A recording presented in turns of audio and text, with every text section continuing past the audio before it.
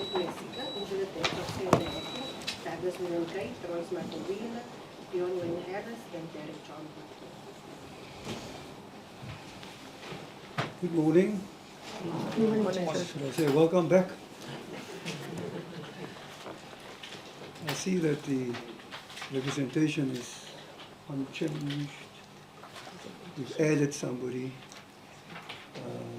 but we haven't removed anybody. Ms. Mtini, I know, is here for a witness. Is that correct, Ms. Mtini? Morning. Good morning, Judge. Confirm that placing myself on record after Peterson Amazon was granted legal aid. Very well. So you would be acting for Mr. Azanian. Very well.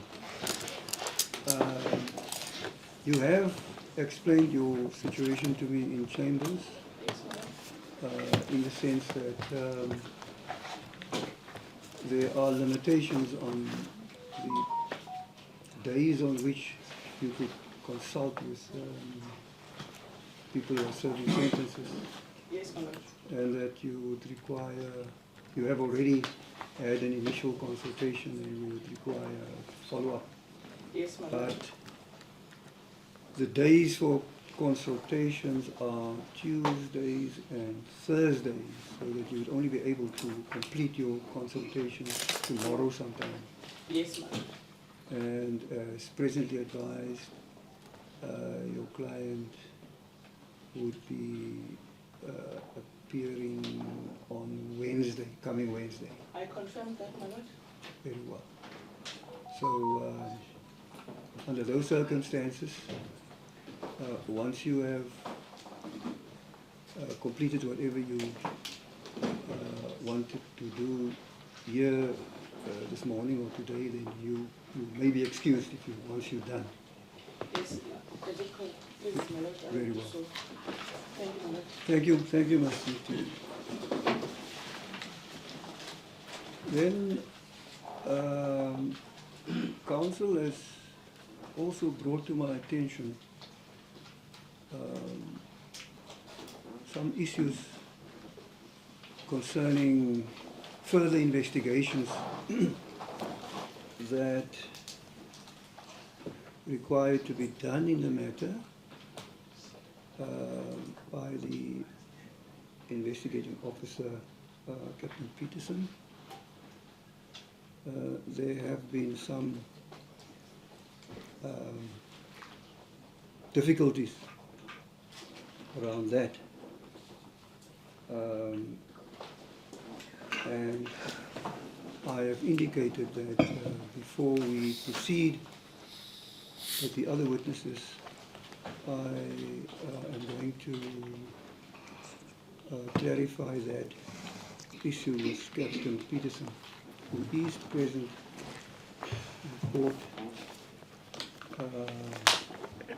So, Captain, I'm going to ask you just to come back to the witness stand so that I can just get some clarity.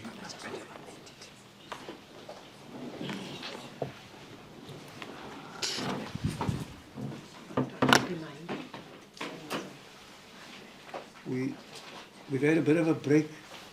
I know you were under oath, but you might have forgotten it. So No, we'll just reimpose the oath. That's fine, my lord. Thank you. State your full names to the court, please. Vaughn William Peterson. Thank you. Do you have any objection to taking the oath? No. Do you consider the oath binding on your conscience? Yes, I do. Do you swear that the evidence you will give in front of the court will be the truth, the whole truth, and nothing but the truth? Yes, I do. Please raise your right hand and say so help me God. So help me God. Thank you very much. Morning, Captain. Morning, my lord.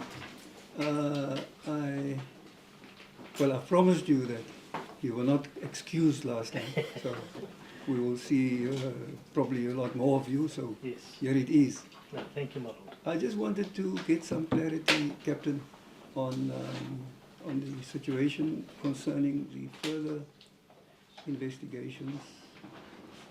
Council has brought to my attention that on the very last day of the previous session, there were further leads that became available. If I remember correctly, what council conveyed to me was that it dealt with an Askari unit that was a local Askari unit, amongst other things. And there were some other leads that the representatives of the families had, and which I understand were forwarded to you and copied to the legal team of the Prosecuting Authority. I also understand that there were some issues around getting feedback on that, and that there might very well have been some limitations that were placed on you with regard to dealing with the legal representatives of the family or with the further investigations. I indicated to council that I will call you so that I can hear firsthand what the position was from you, and I will then decide how to deal with the issue if there is something to be dealt with. So please, Captain, if you could just take me through that process, the last day when that arose and how it developed up to now, what happened. Thank you, my lord. We had a meeting with both councils where I was present, and in that meeting certain requests were made regarding the Askari unit, as well as looking at 3 individuals who were at the hotel a couple of hours before the incident. During this meeting, it was also highlighted that that which was requested from the judge had to be attended to, so that the matter could proceed. My lord, everything was done except one matter that I did not have time to attend to. However, on Monday last week, we were, as investigating officers, instructed very clearly by our commander that we are not allowed to communicate with the attorneys of the victims or the families, and that our communique must only be with the state advocates that are appointed on each and every matter that we investigate. This is the same instruction that we got in 2021 in September when we were communicating with retired Brigadier Mariam, who is also the investigating officer for the Human Rights Department. I'm not sure how it is stipulated. And even there, it was given to us then that we need to stop communicating with him as we get instructions from our commander, and that General Ngwenya has requested that we only discuss the investigating done with the commanders and then email the state advocates directly with regards to what our progress is on the investigation.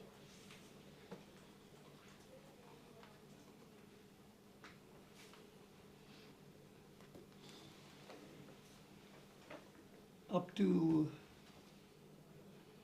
last Monday, you said this let's call it instruction, Yes, ma'am. came through. Up to that point, you have been working readily with the legal representatives, among other things. In fact, you were working with both sides at the request of the court, dealing with issues that cropped up.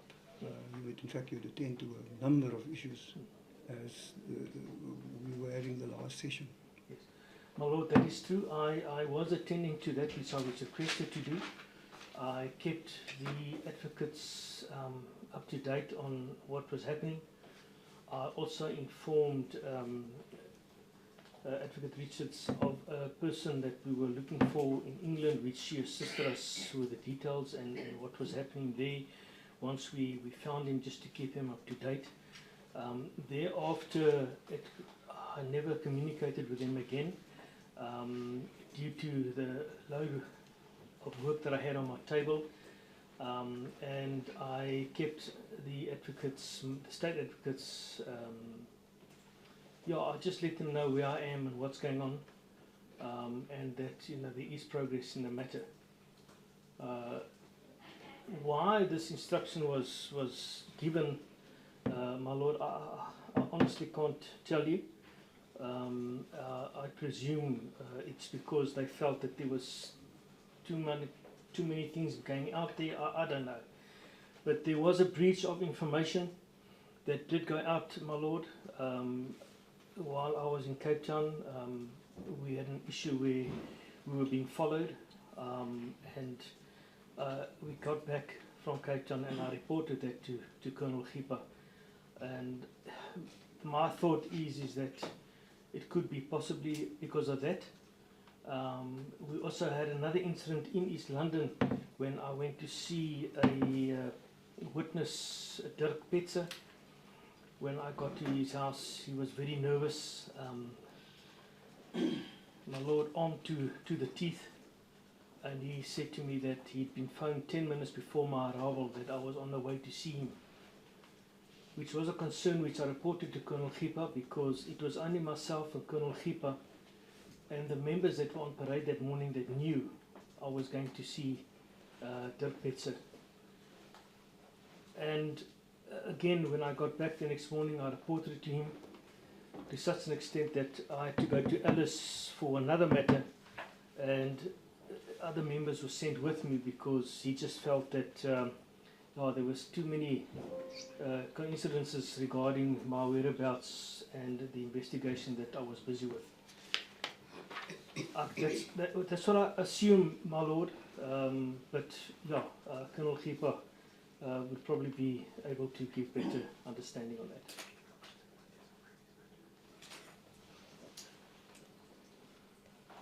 So those suspicious incidents occurred while you were busy following out some issues around this present matter? That's correct, my lord.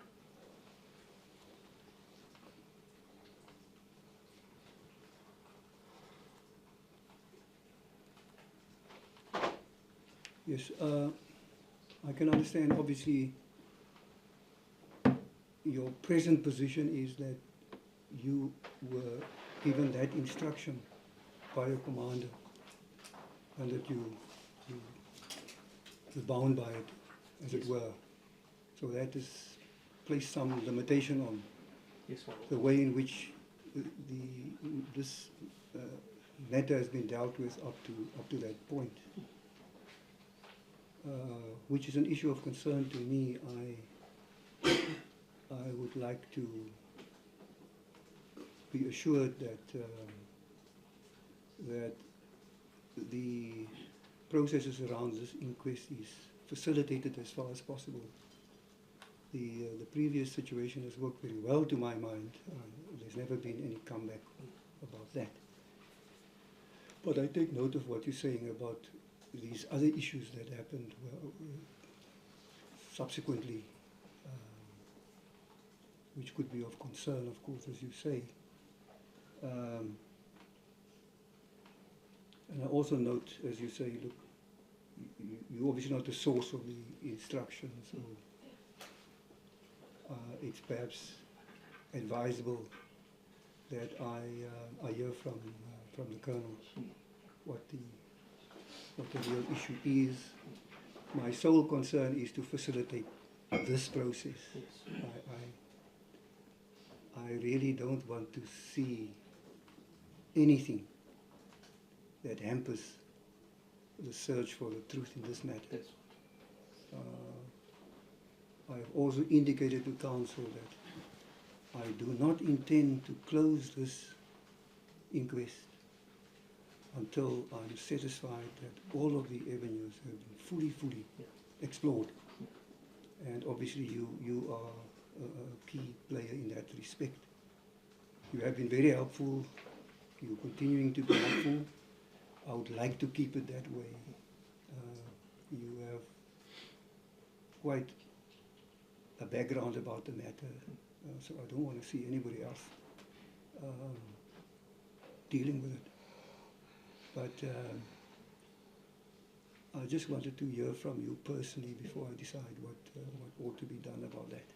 So thank you for informing me. My Lord, if I could just assure you and the court itself, the restrictions that I'm given does not restrict my investigation.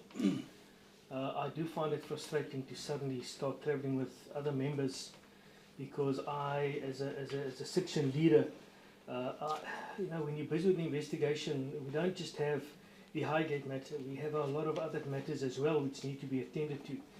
So it does get frustrating when you have a person in the vehicle with you that's actually got other work that needs to be attended to, and suddenly you've got to divide your time in two, which is not always viable, or it's not always the best thing to do when you're busy with it. But I can assure the court that every effort is being made from my side to ensure that by the time you are in a position to make a decision, my Lord, that we have fully investigated every aspect that we possibly could. And my report on a weekly basis would continue to go through the commander to the state advocates as I was instructed, which was done the whole time. But I can assure you, my Lord, that these restrictions, although there are instructions, I have to be very careful of how I walk the tightrope, but I can assure you that it won't affect the investigation itself.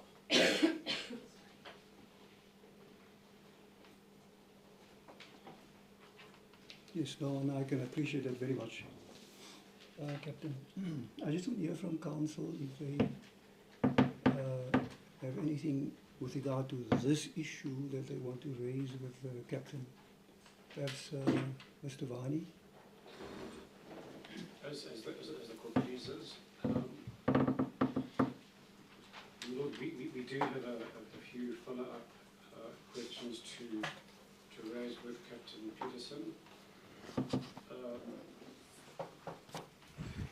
Captain Peterson, you mentioned you have to walk this tightrope, which of course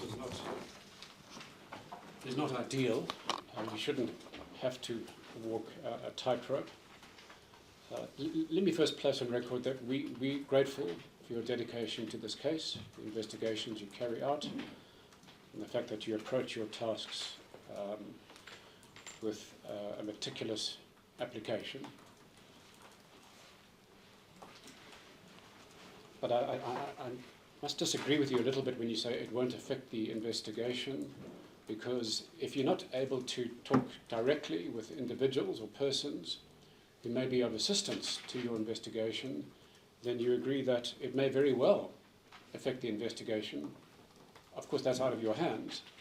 But if you don't have seamless authority to talk to complainants or legal representatives, and you have to go through a torturous line of communication, surely that will impact the investigation.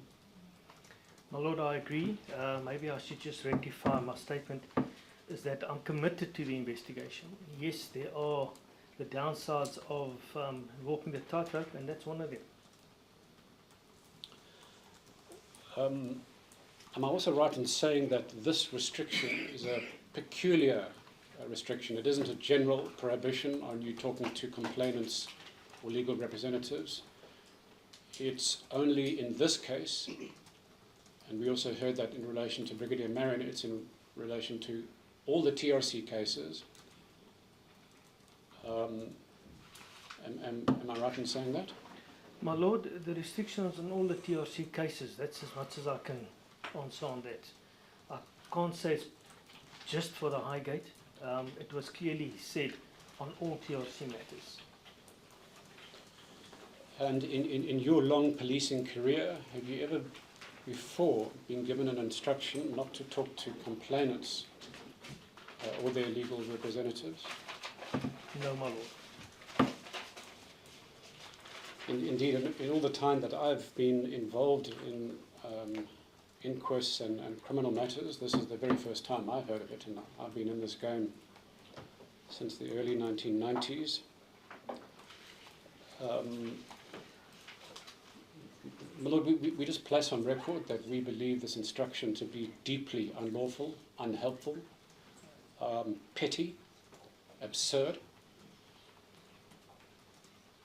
and not in the spirit of cooperation in getting to the truth of this matter. And my Lord, we would want this Honourable Court to hear from Colonel Reaper and to order him to rescind that instruction. And my Lord, we would also want this court to order Colonel Reaper and the DPCI in general not to discriminate against this investigating officer or victimize him in any way for simply doing his job.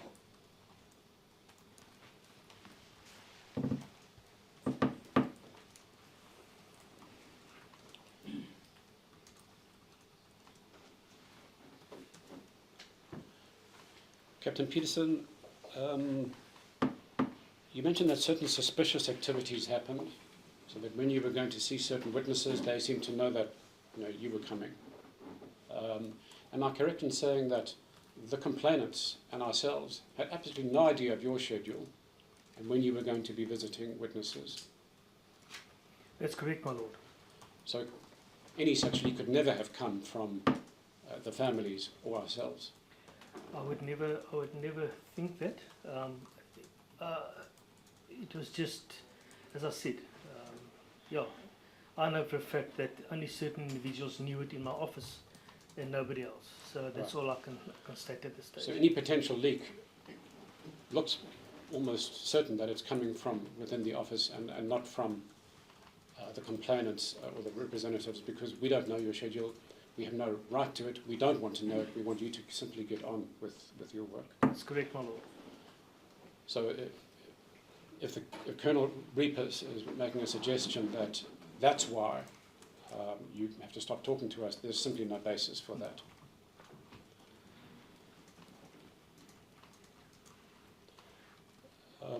His Lordship raised certain lines of inquiry that we asked you to pursue with. And His Lordship also mentioned that there were a large number of matters that had arisen during the course of the last hearing.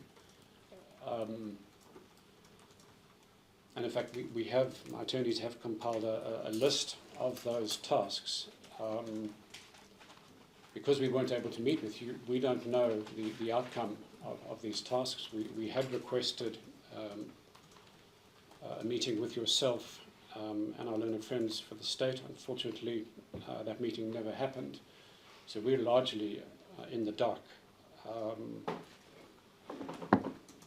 But Lord, I'm not sure whether to pose those questions to Captain Peterson or whether, in fact, we should try hold a meeting with Captain Peterson and our learned friends from the state to see where the investigations are at.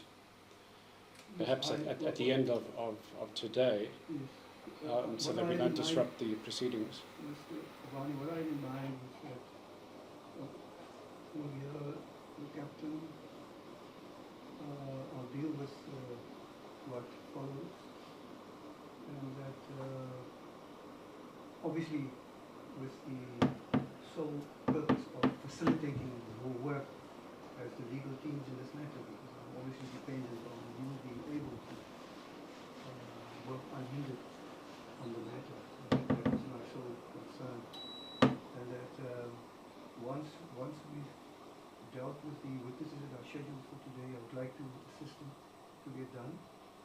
That you can then use the time that is available to meet and to catch up, because Captain Peterson does say that he actually gave some feedback.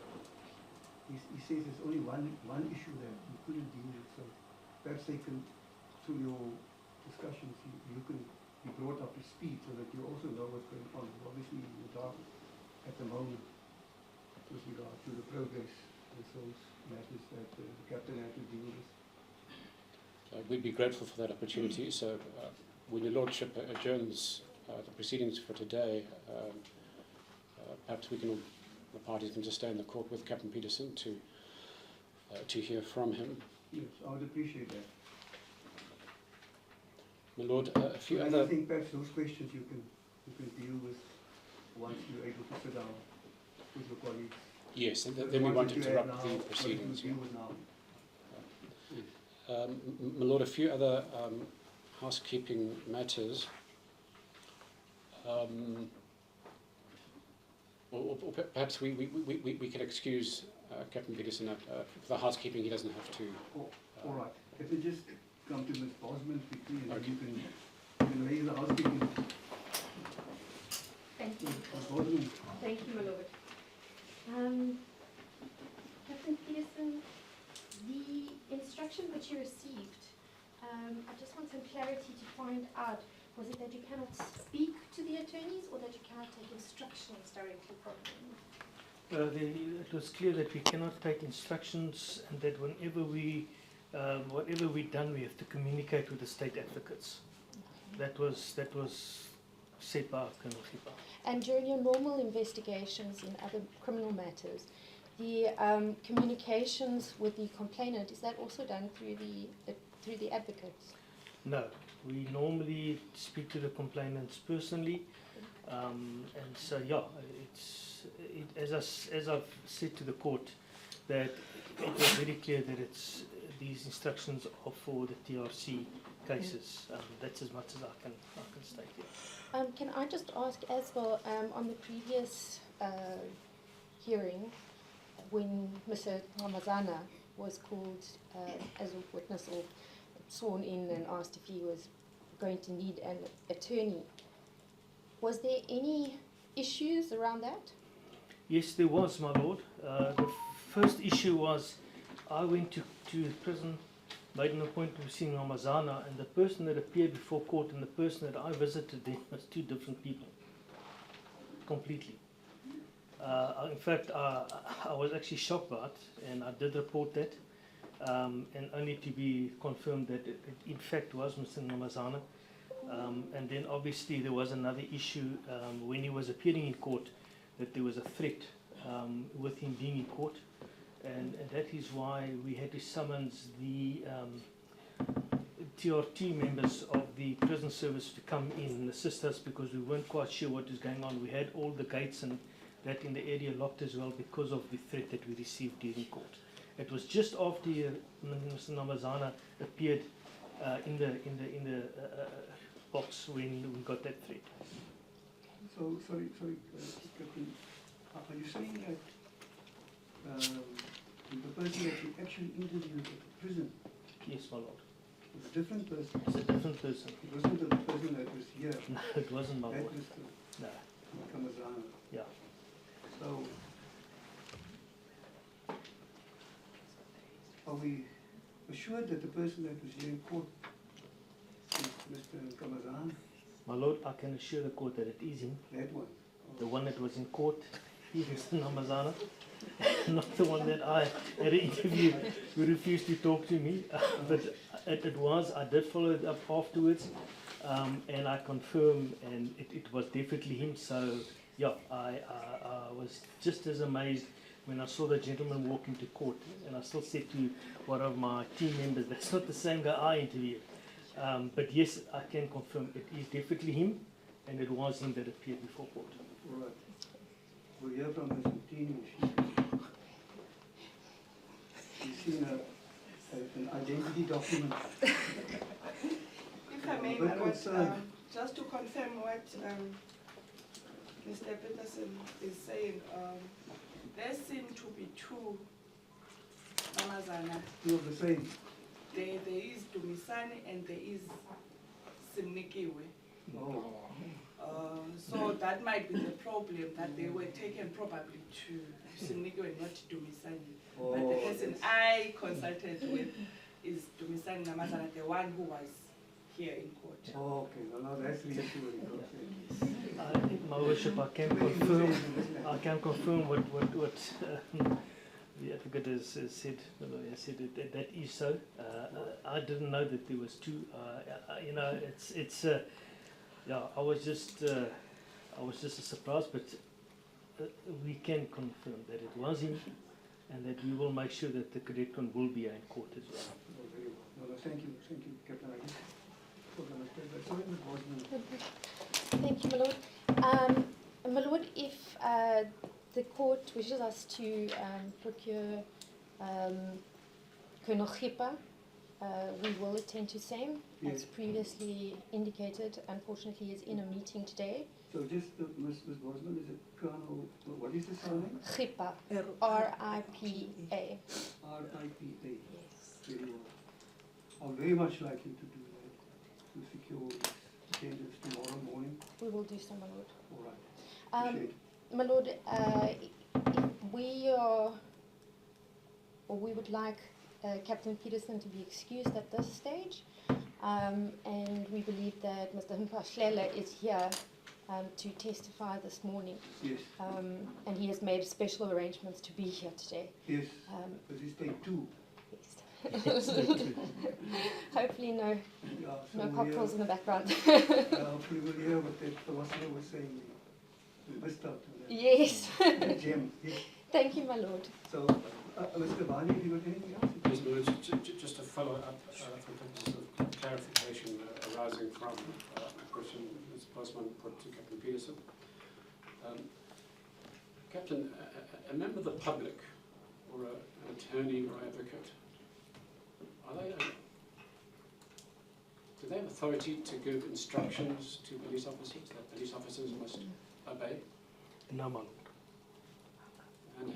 And have you ever been instructed by a member of the public or a complainant or an attorney to do something? No, my lord. Have any of these complainants sitting in the gallery or members of this team ever instructed you to do anything?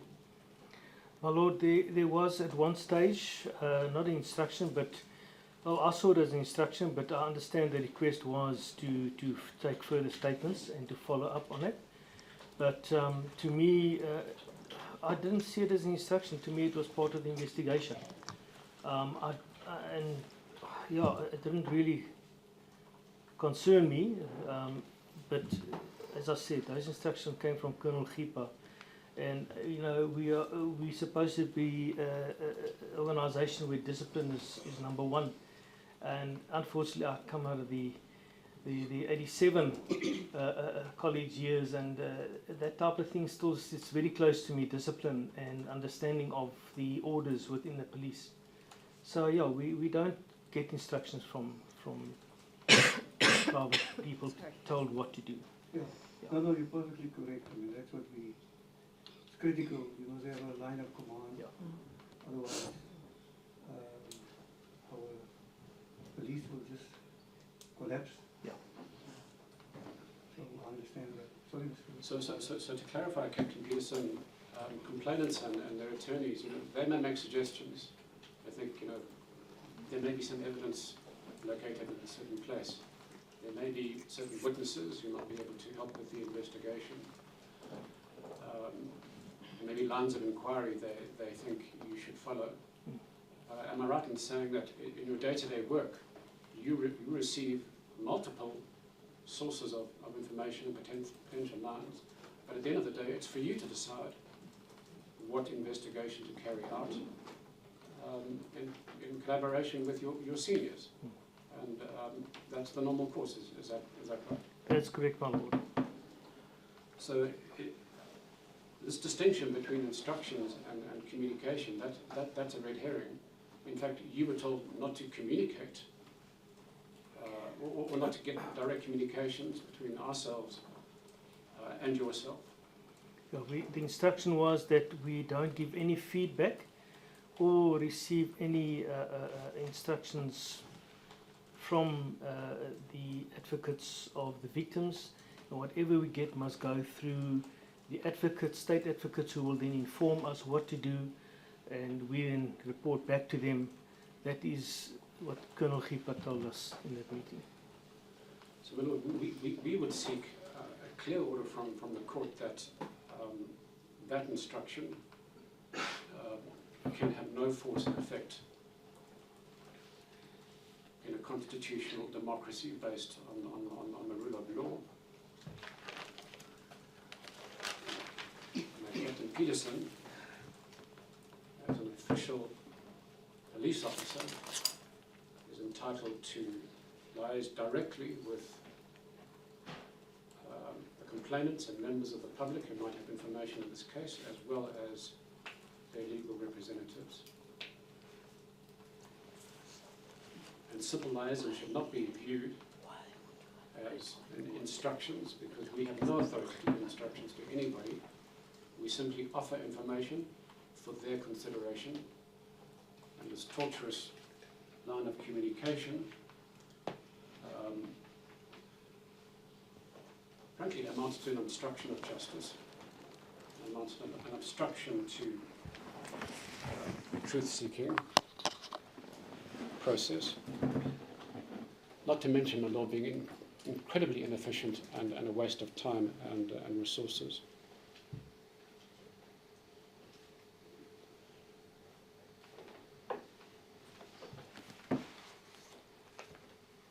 My lord, I'll pause there in case you wish to excuse the captain, but we do have a few things to hand up and some housekeeping matters. Yes, very well. I think the colonel is the best source to clarify the ambit of this instruction. It might just be a bit of a misunderstanding. But we'll wait for the colonel to come, and then we will deal with that.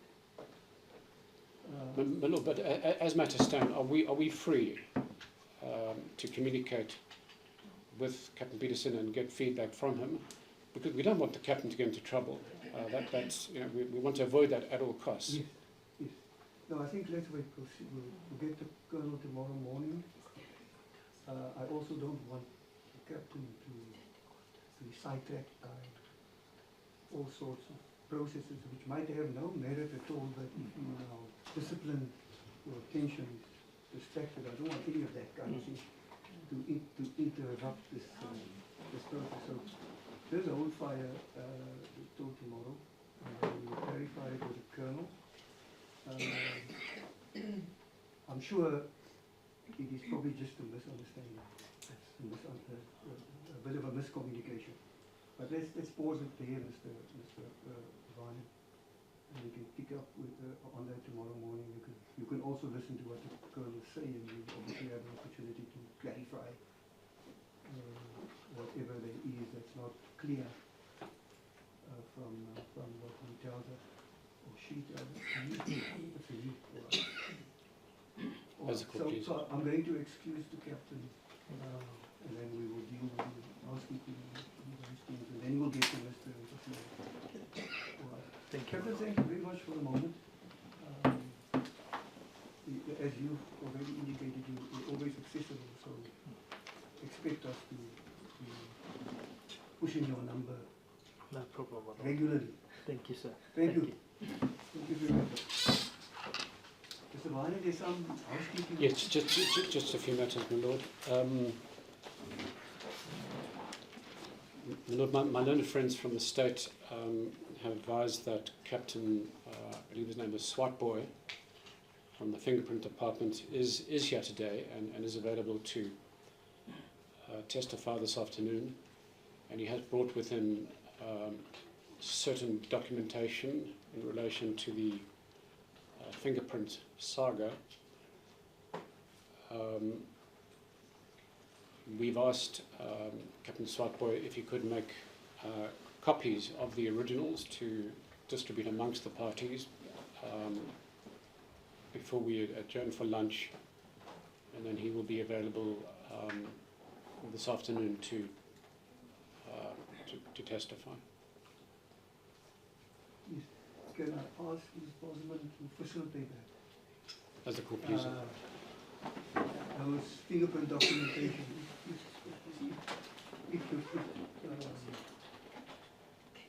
arrange for copies of those. You're going to need it in any case when the witness testifies. So perhaps if you can hand it to Mr. Vaughni's team before lunch, if you're going to save us some time. They obviously wanted to look at it before the witness comes. Thank you, Lord. Advocate Coltman has in fact liaised with him regarding this, and he will be bringing copies Very well. before lunchtime. Very well, thank you. Thank Thank you. All right, Mr. Vaughni, that is that item. Just a few other matters, my lord. Yes. I just wanted to bring to your attention, my lord, that we are joined today by Yvette Wheeler, the daughter of Royce Wheeler, one of the victims murdered on the night in question. And we intend to take a statement from her later today. And when we do find a gap during the week, Yvette has kindly made herself available to testify. Lastly, my lord, Appreciate it, thank you. as the court pleases.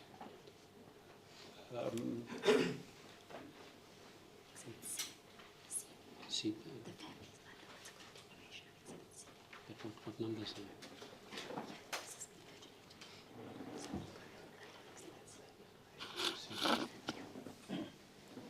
my lord, we'd like to hand up two statements. My lord, these are the statements of William Bayling, William Freddie Bayling, and Keith David Bayling. And with these two individuals who were present at the Highgate Hotel on the night of the massacre. Both are currently in New Zealand, my lord, so they won't be able to testify. William Bayling was seriously injured that evening, and his brother Keith attended to him and has been looking after him ever since. My lord, we have provided the statements to our little friends from the state, I believe, a few weeks back. My lord, these will be at Exhibit C, at pages 188 and 201. Is it up to 201? Or is it Yeah, sorry, the two different the page affidavit numbers? of William Bayling will start at page 188. William, yeah. And And the other one, and Keith Bayling will start at 201. 201. Thank you, Mr. Vaughni. Do we have this, Ms. Bosman?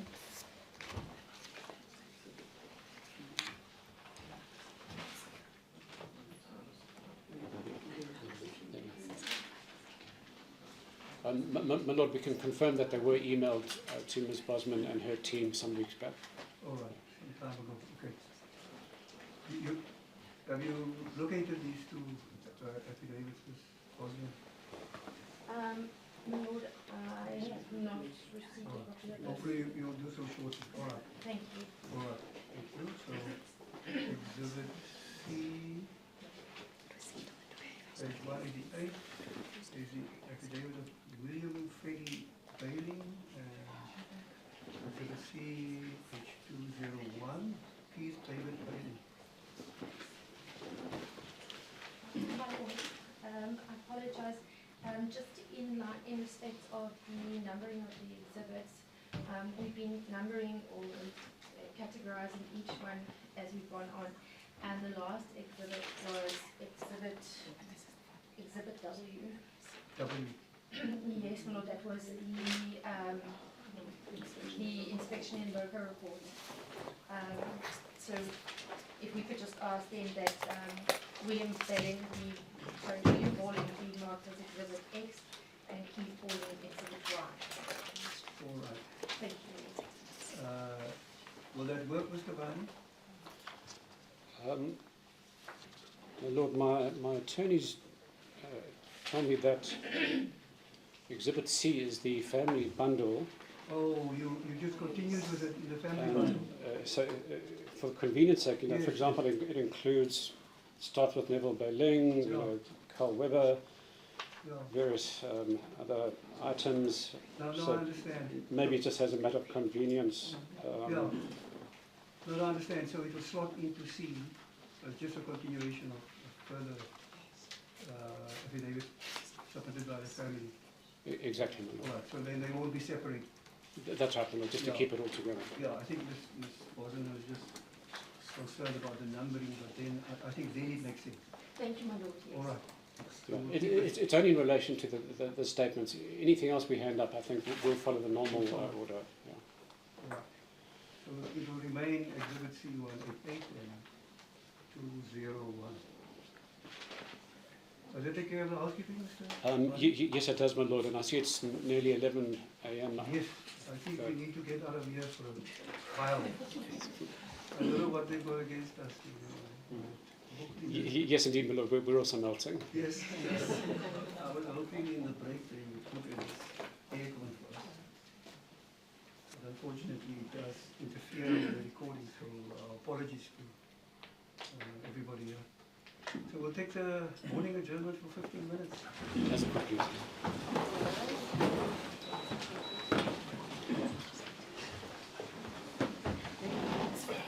I bring to the court's attention the presence of Neville Bailing's sister, Terry Ann Bailing, and Neville's nephew, Jody. They are with us in court today. My lord, we'd just like to acknowledge their presence because they have supported Neville through all his trials and tribulations and hardships over all these years. Thank you. Thank you. That's noted. As the court pleases. Thank you. State your full name to the board, please. Letlapa, Mphahlele. Thank you. You affirm that the evidence will be in front of the court will be the truth, so putting nothing but the truth. Please raise your right hand and say I do. I confirm. Morning, Mr. Taylor. Good Welcome. morning. Oh, thank Spoke you. to you over a distance last time. True. I think you were somewhere in Southeast Asia on a farm or something. That's the background there. Well, Sounded good. I thought the farm was here because the problem was here, not in. So thank you for having come personally. And I wish you can have a seat. Okay, thank you.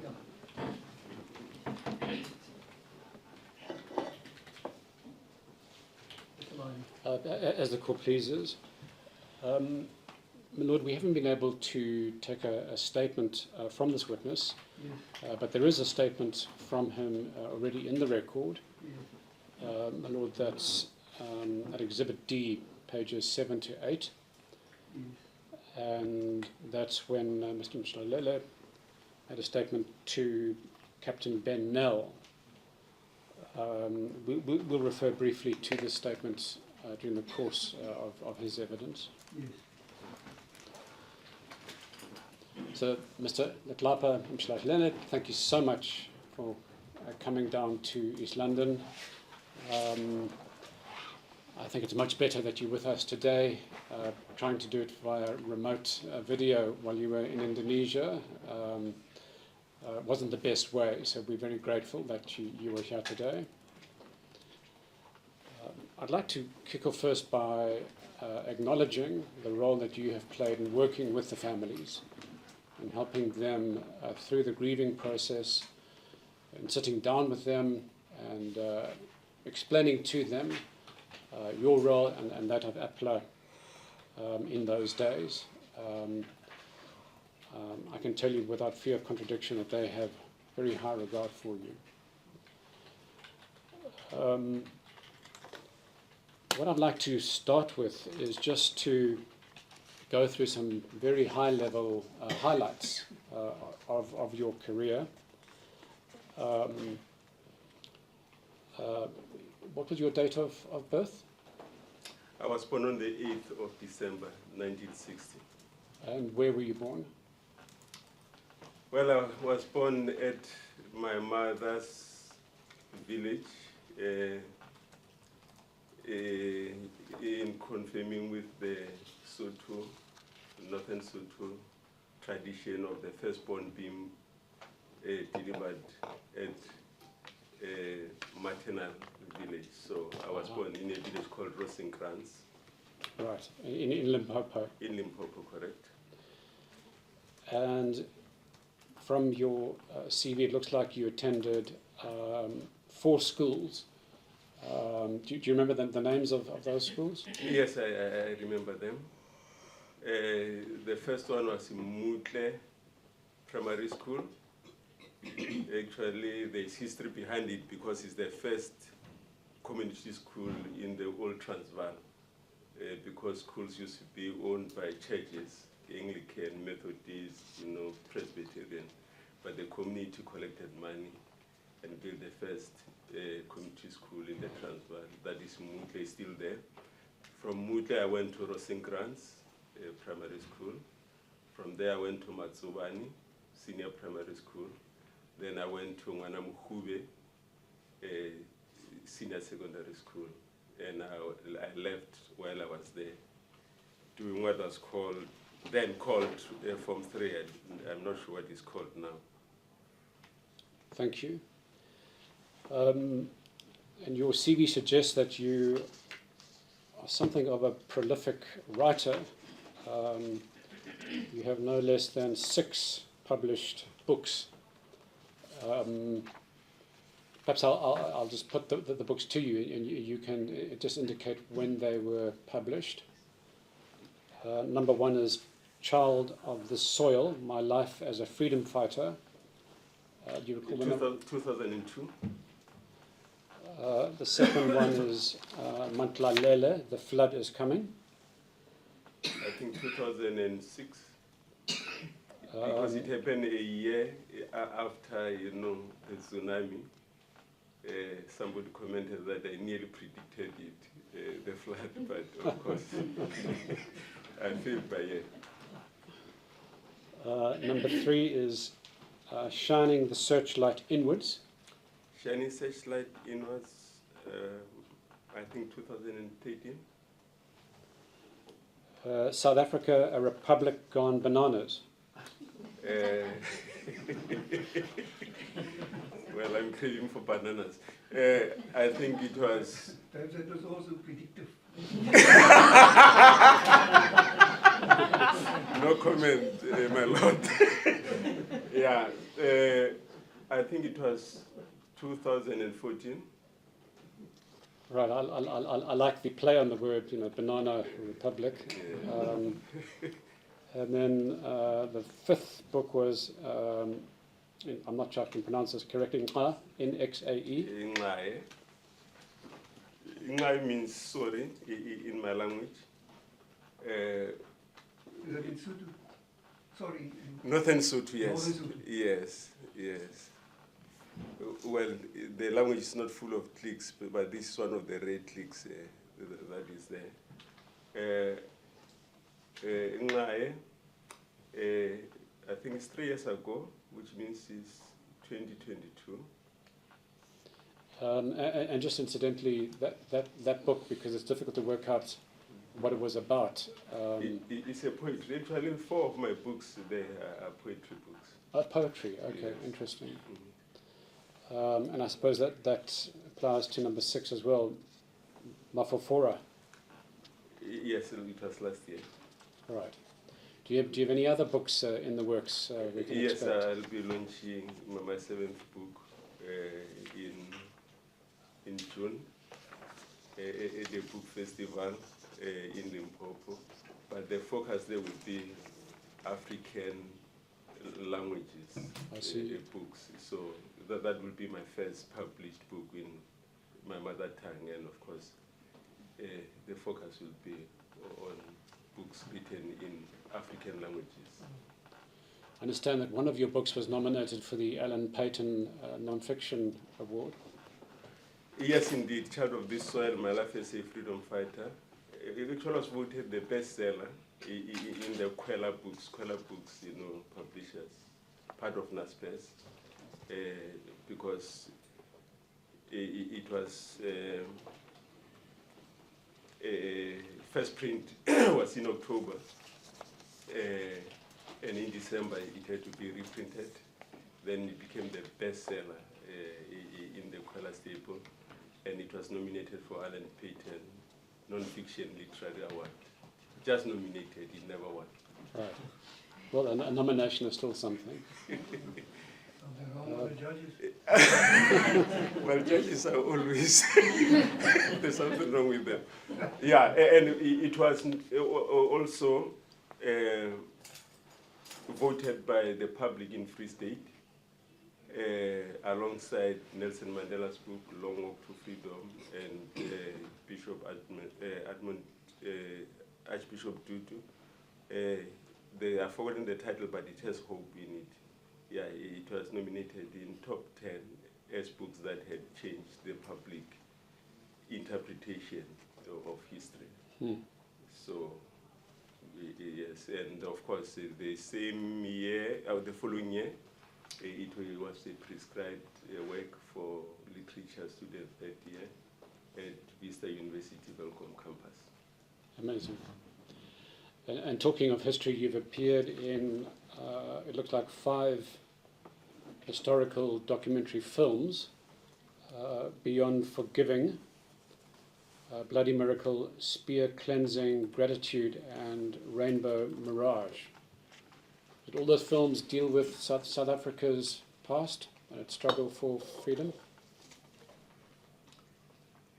All but gratitude, because the one Gratitude was filmed in Ibiza.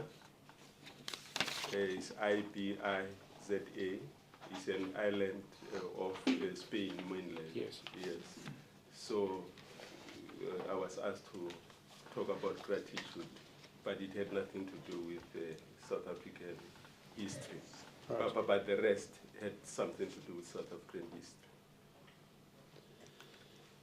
And if we just look at some of the big titles you've held in the past, you were president of the Pan-Africanist Congress of Azania, PAC.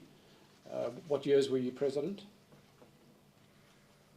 I was president from 2006 until the current president, who was my deputy, Mzwanele Nyonzo, became president. But of course, peace was going through the turmoil. At some stage, we had 3 presidents calling themselves presidents. But of course, that I was the 6th president of the PAC, the first being Mangaliso Sobukwe, remains. So I joke with the current president of the PAC, if I'm the 6th, what are you? He says he's the 7th. So, yes. You were also Director of Operations of the Azanian People's Liberation Army, APLA. Roughly what years were those? Prior to being appointed Director of Operation, I was appointed as member of High Command. High Command being the 3rd in hierarchy, because the highest point was the Central Committee, because we believe that politics leads the gun. Below Central Committee, there was Military Commission. Below Military Commission, there was the High Command. That's why I was appointed as a member. Then, yes, officially I was appointed as Director of Operations in 1991. Okay. And you also served as a member of South Africa's Parliament in the National Assembly. Very true. What years were those? From 2009 to 2013. And you're also the co-founder of the Lindy Fourie Foundation. Can you just explain what is that foundation and what it does? Yes. Well, when my book was launched on the 12th of October in Cape Town, the Cape Town Press Club offered to to host the launch. So I went down to Cape Town, and a journalist asked questions, and someone who was not a journalist asked a question, and she identified herself as Lindy Fourie, mother of, as Jean Fourie, mother of Lindy Fourie, a young girl who died as a result of my command.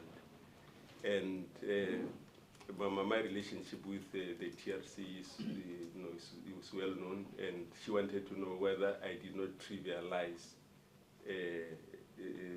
TRC by not going there and testify. Well, I had to answer her, but of course she said she saw remorse and integrity in my eyes. Then from there we met again and again, and we embarked on a on a journey of forgiveness, which is a journey is never a destination. And together we've been invited across the globe. The first place I think we were invited was Solomon Islands in the Pacific. So yes, then we actually, it was her concept. She wanted it to be No Fat Cats Foundation. So I agreed with the concept of the foundation, but the name was not appealing to me. So I suggested that it should be called Lindy Fourie Foundation. So that's Lindy Fourie Foundation and the story behind it. I see. So that is a really instrumental South African story, one of reconciliation, of finding each other, of healing. Is that the work that the foundation essentially does around the world? Well, unfortunately, the foundation is no longer there, but the work is still there. Right. Yes, because I think it was last year we invited Jean Fourie and I, to India. We visited about 9 cities, addressed in more than 10 universities, from Bangalore or Bangalore to New Delhi. So because of the challenges of the foundations and the NGOs in general, we felt that the mission could be carried out even if the foundation doesn't exist. Yes, but that was the purpose of it. And to her credit, she agreed to my invitation to visit to my home village in Limpopo, where she delivered a very powerful speech. And yes, we are still embarking on that. Thank you. That does sound like admirable work. I understand that you established the Sevivwe Buso Secondary School in Mthatha, and you received an official award for that work. Not I, but we, because we are a team. A teacher who was also a PAC member, Sevivwe Bulo, approached me, and they say Squatter camp, informal settlement called Polar Park, that the children there, risk their lives going to schools elsewhere. Can we have something? So yes, I spoke to my friends who are into book business. They contributed books and exercise books and pens and pencils. So I used to give them, but then they were just using ramshackle building. But it developed into a school.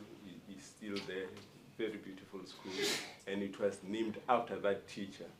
But when the teacher was asked who else was involved in it, so my name cropped up, yes, and the minister, MEC of Education, I think was Mahatu then, gave me an award of gratitude for being instrumental in the establishment of the school.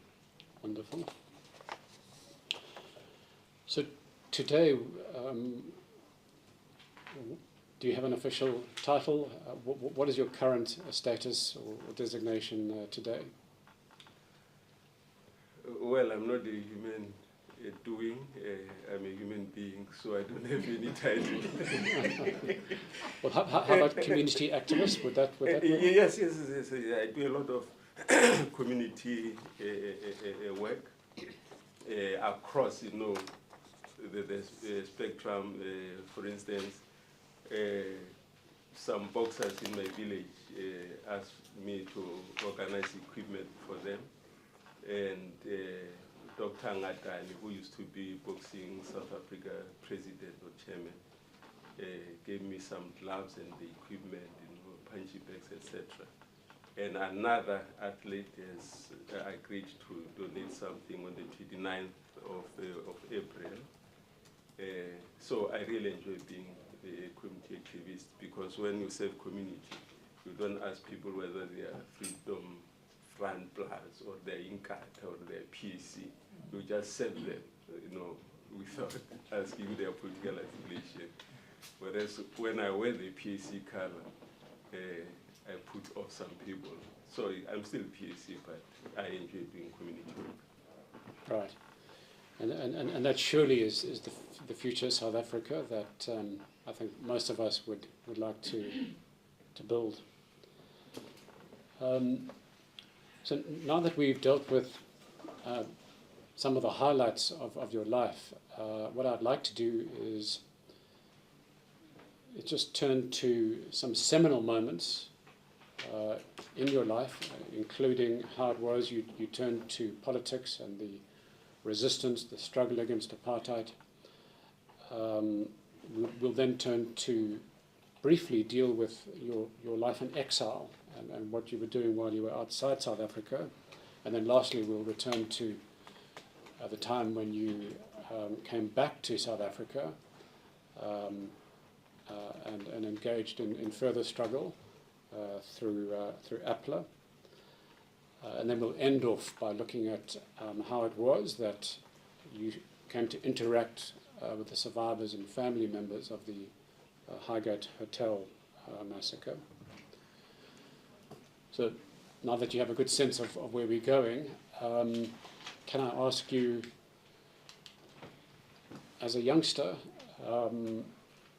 could you describe to the court how it was that you became politically involved to the point where you felt you needed to leave South Africa?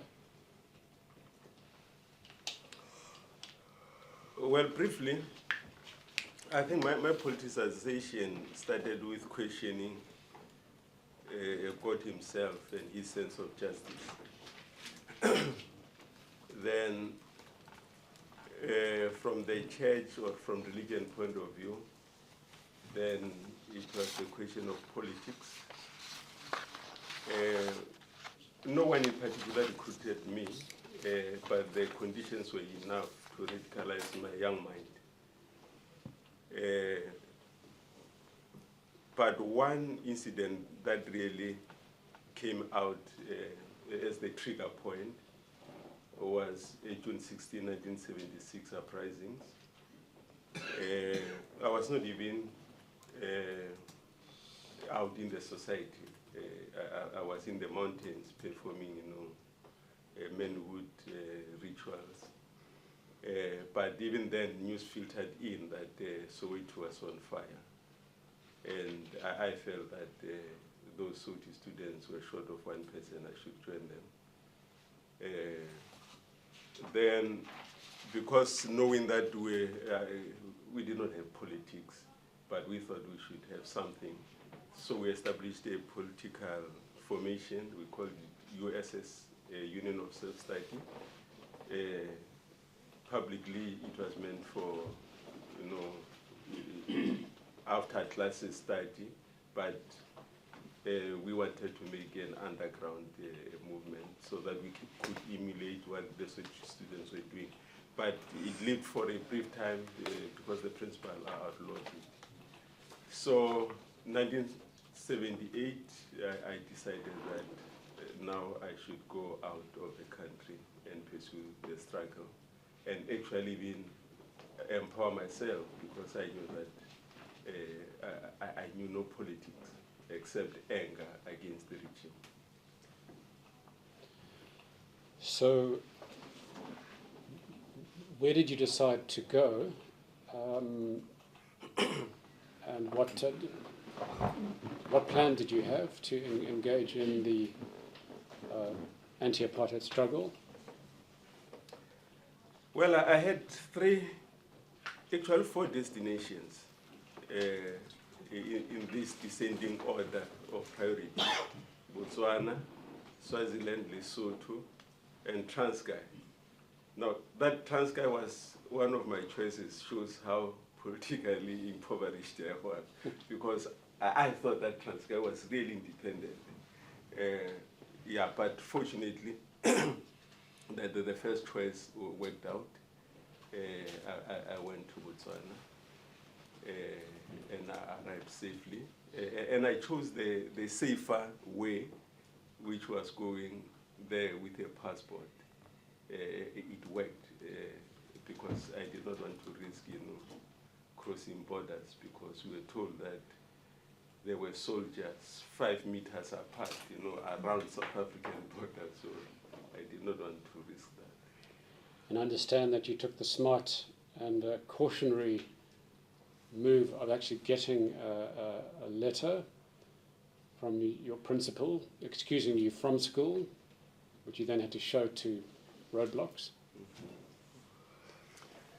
Yes, then, because it was in the wake of Soweto uprisings, students were not allowed to roam around during school sessions. So anyone out of school had to have a principal's letter. And it was difficult to get that principal's letter, because how would I get it? Fortunately, the clerk who used to work in the office of principal was a friend of mine. And he knew me as a part-time business person, because after school I used to sell lots of things, lots of goods. So I told him that I was going to Johannesburg for shopping, because prices in Johannesburg were better than Petersburg then, Polokwane today. So he didn't know the bigger picture, and he willingly forged the principal's signature, and the school's stamp, and that proved to be more important than even the passport, because in Ziras, the special branch people stormed into our compartment, and they wanted to know who were going to Botswana, and I was going to Botswana. I said, I'm going to Botswana. They were not interested in passport. It was there, the pass was there, but they wanted to know if I had permission from principal to leave school, and it was there and very updated. And yes, it helped me a great deal.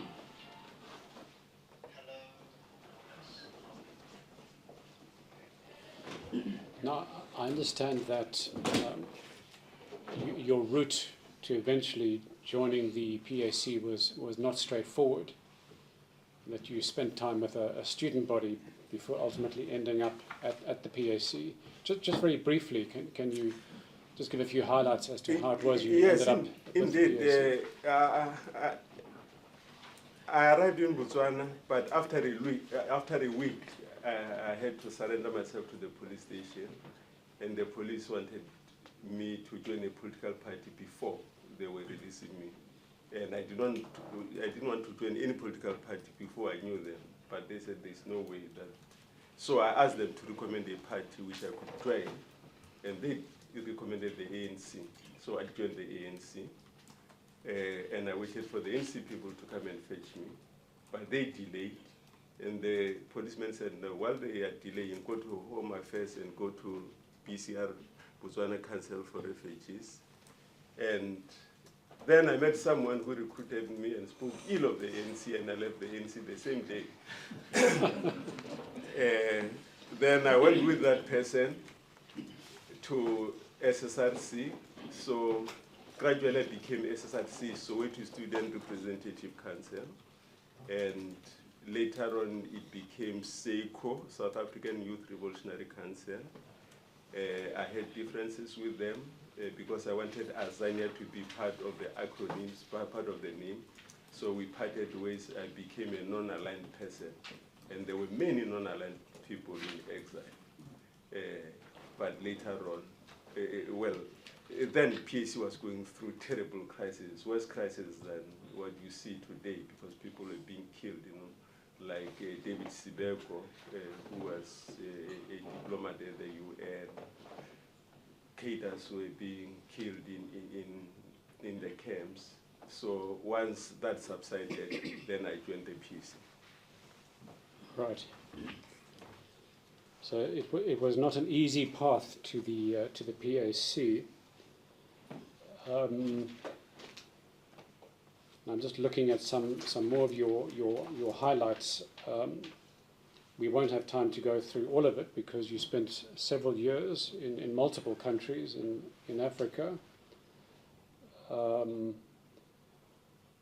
I correct in saying that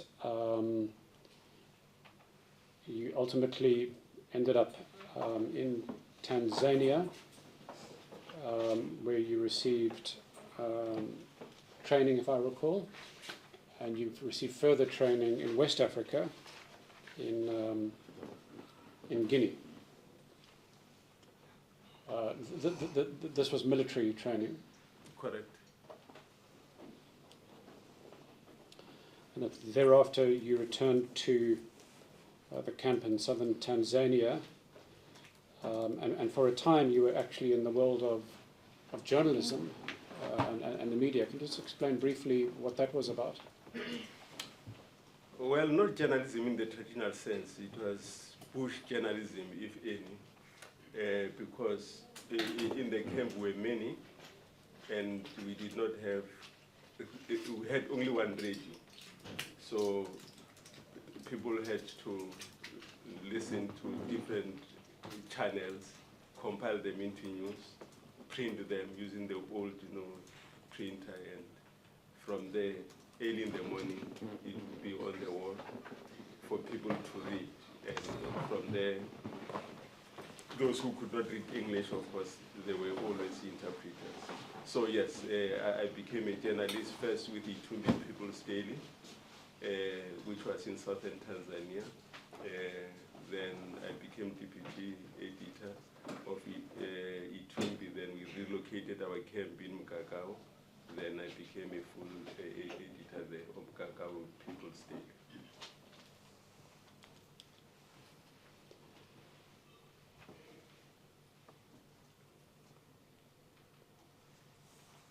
It looks like you were then sent to Botswana as the PAC's assistant chief representative, although that deployment was a cover for your role in APLA.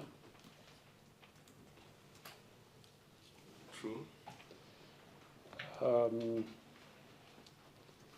And it was thereafter that you were in fact appointed to the APLA High Command. Can you just talk a little bit about your role in the APLA High Command?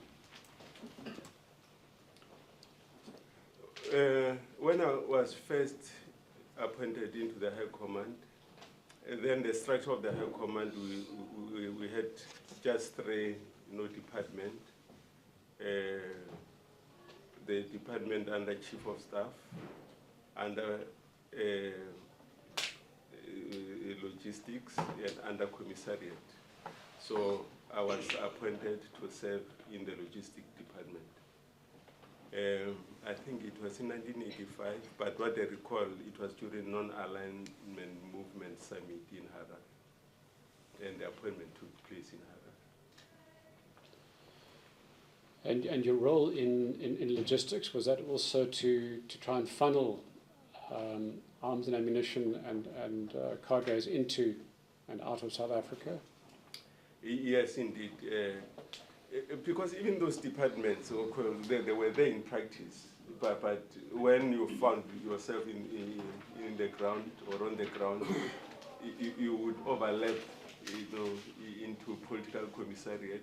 Yes, but the main responsibility of the logistics was to infiltrate arms into South Africa, and sometimes even to exfiltrate personnel who wanted to be trained outside South Africa. And amongst the PAC's main benefactors, was that China at that time?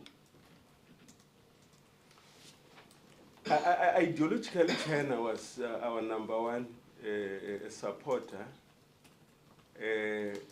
But I think at some stage, Yugoslavia under Marshal Tito, which is no longer in existence, it became number one supplier of PAC. In terms of training, they trained lots of our people, and in terms of arming APLA, the Scorpion submachine gun that later was identified with the PAC and APLA was actually supplied by Yugoslavia. And that was outside Africa, but inside Africa, I think we got measures. Well, Tanzania would always be number one because they did everything for us. But immediately after Tanzania, there was Guinea, Conakry, and I think the third was Libya in terms of support. But there were many countries that supported us, but these three were major ones in Africa, and outside Africa, it was China, Yugoslavia. And I understand that while you were in Harare, Zimbabwe, you ran into some difficulties with the authorities. What happened to you? Well, I was arrested twice in Zimbabwe at different times because I entered the country illegally from Botswana, as guerrillas would always do. Yeah, I think they kept me for about 3 weeks the first time. It was during the time of emergency. First, they kept me in Plumtree, later in Bulawayo, then later in Gwanda, back to Bulawayo, then to Harare where they released me. And not every illegal entry resulted in an arrest, but on 2 occasions I was arrested. Yes, but of course there were no charges and the PAC cleared me.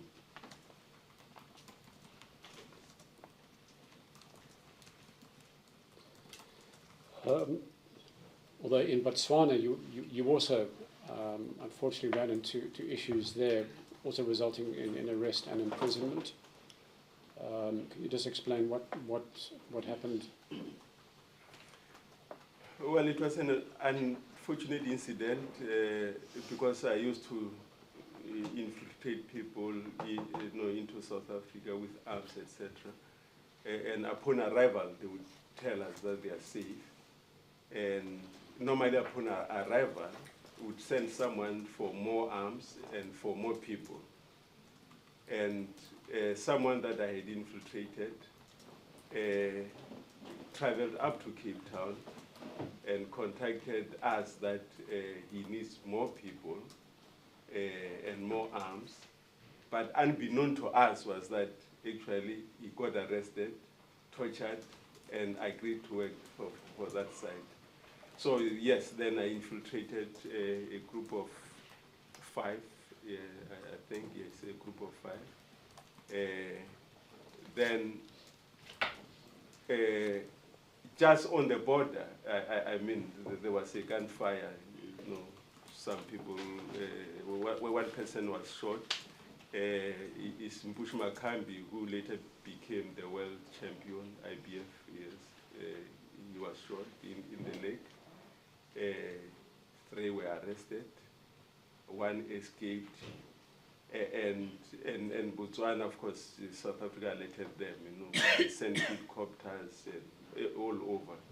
And of course, that's how I was arrested, because I had just infiltrated them. And actually, when the gunfire erupted, I was just next to the border, thinking that they will be safe, because I'd given them all the directions.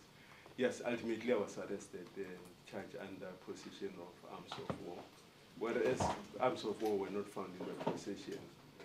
but of course I had to admit because the state said Bush Makambi, who was injured, would be released, and the state kept their promise, and he was released, and he got treatment outside the country. And of course, this is the Botswana state. Yeah, this is the Botswana, yes. And were you sentenced to 5 years imprisonment? Well, that was the minimum sentence. Actually, we used to celebrate if we got 5 years, because so I was lucky I got 5 years. Yeah, but of course, that 5 years did not materialize. I served more than 3 years, and then when Nelson Mandela was released, same day, President Masiro got embarrassed and he released all of us, ANC and PAC. So, but the world didn't know that someone was being released on that day. And it was around that time, in fact, while you were in prison, that you were appointed to the position of Deputy Political Commissioner of APLA. Yes, while I was in prison, I was appointed Deputy Chief Political Commissar of APLA. So, well, it never made sense to me. How could you be a political prisoner and be a political commissar at the same time? But of course, yes, I was appointed Deputy Chief Political Commissar. Which then brings us to your return to South Africa, and then your activities through the 1990s, I think, will be of most interest to this court. Can you explain when you arrived back in South Africa and what your first activities were? Well, the first thing I did upon arrival in South Africa was to visit APLA units across the country, and most of them were concentrated in the cities, contrary to PAC philosophy of the armed struggle, because the Chinese taught us that you must study in the rural area and encircle the cities, but we were in the cities, most of them. And of course, there were lots of challenges facing APLA, especially the challenge of resources. Most of cadres were starving, especially those who were in the cities, and they even resorted to using their arms, to rob banks so that they could survive. And one of the first things that I did was that, no, we could not have an army of criminals. So APLA's main business is to fight, so we cannot fight and rob at the same time. But because we felt that at some stage, robbing or repossessing was justified, because you could not go to the bank and say, I want sponsorship for APLA. So then we decided that we would have a repossession unit, which we codenamed Beauty Saloon. So then people stopped, applicators stopped robbing unless they were members of that unit. And of course, another thing was to step up the armed struggle in all fronts, urban and rural, and attack on soldiers, and even attacks that were never heard of, where the whole roadblock was targeted. I remember somewhere near Kokstad. It has been there for months. APLA attacked it, and the day they were attacked, they dismantled the roadblock. So yes, that was some of the things that I needed to be done. That of raising the tempo of the armed struggle. Right.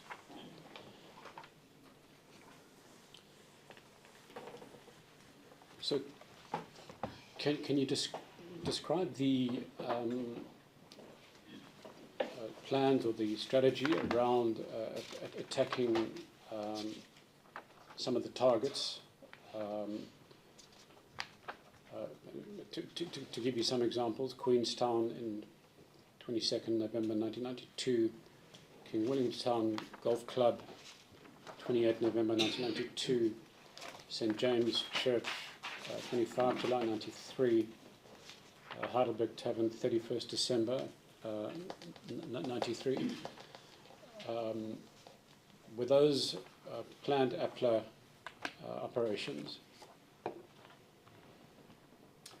Well, for the sake of the court, I'll say taking civilians was never the main business of APLA. Whereas I had a problem with civilians because the word civilian only applies when you talk about white people.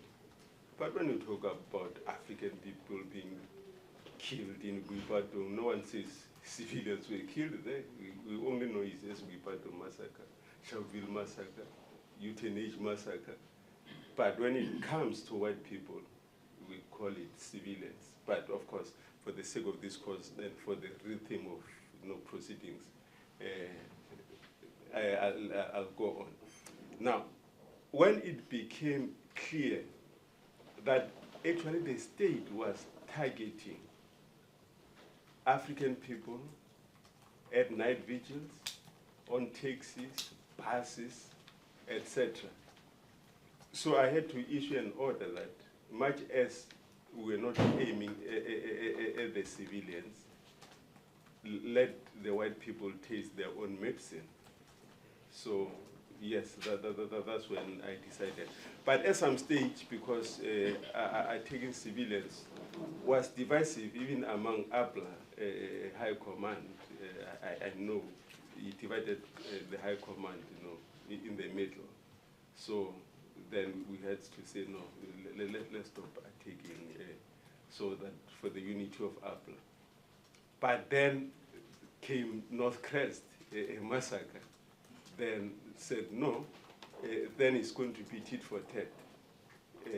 If North Crest people are killed in their sleep, school children, then something had to happen, hence the Heidelberg. I see. And was there a strategy over and above this tit for tat also to hit military or police targets, either close by in time or space? Yes, actually, after this, disagreement with the High Command, I had to modify the order that no civilian target will go alone. It had to be accompanied by hard targets. Well, it's never recorded. On the night of Heidelberg attack, army unit was attacked, and so was a police station. But those were documented in APLA documents. But of course, the whole world knew that only Heidelberg was attacked. And of course, even the state never mentioned the two attacks that happened on the army and on the police. So yes, we had to modify orders so that we were not going to attack civilians without accompanied by attacks on the hard targets. So that then brings us to this particular incident. 1st of May 1993, the Highgate Hotel is attacked, resulting in the deaths of 5 and 7 injuries. And then about a year later, in March of '94, the Highgate Hotel was attacked again, although this time it was confined to, I believe, the firing of a grenade that simply hit the wall. Nobody was injured or hurt. am I correct in saying that APLA accepted responsibility for the second attack in March 94, but not the attack in May of 93? Correct. So at that time, when news of the Highgate Hotel attack on the 1st of May 93 came to your attention, what were you thinking? Given that this was not your operation, what was going through your mind at the time? The first feeling was that of jealousy. How could something happen without me knowing? It must have been another guerrilla army, because I knew definitely it wasn't APLA. But of course I had to verify with the commander that was responsible for this area. And he told me that no, that wasn't APLA. Then of course, I knew that it wasn't APLA. And even the way the attack was carried out, it was an APLA. Well, since you've raised that, let's deal with it. Why would you say it was un-APLA? Well, I've jotted down some notes, but please feel free to consult just with go your through notes. them quickly.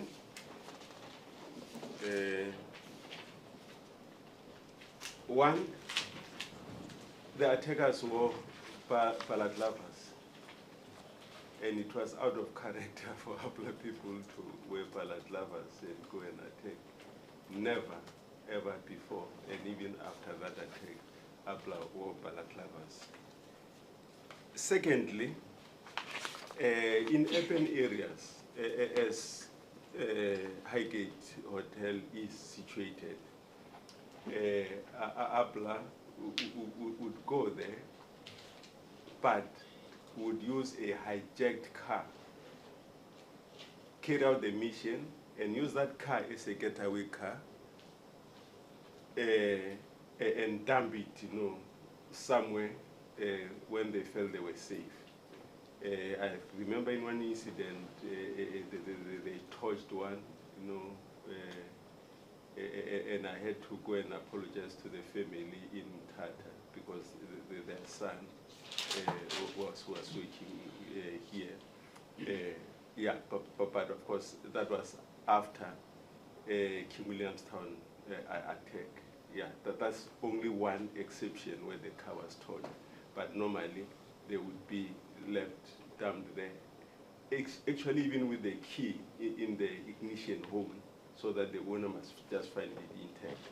But now, in this case, no car was reported hijacked or subsequently abandoned. So it was out of character of APLA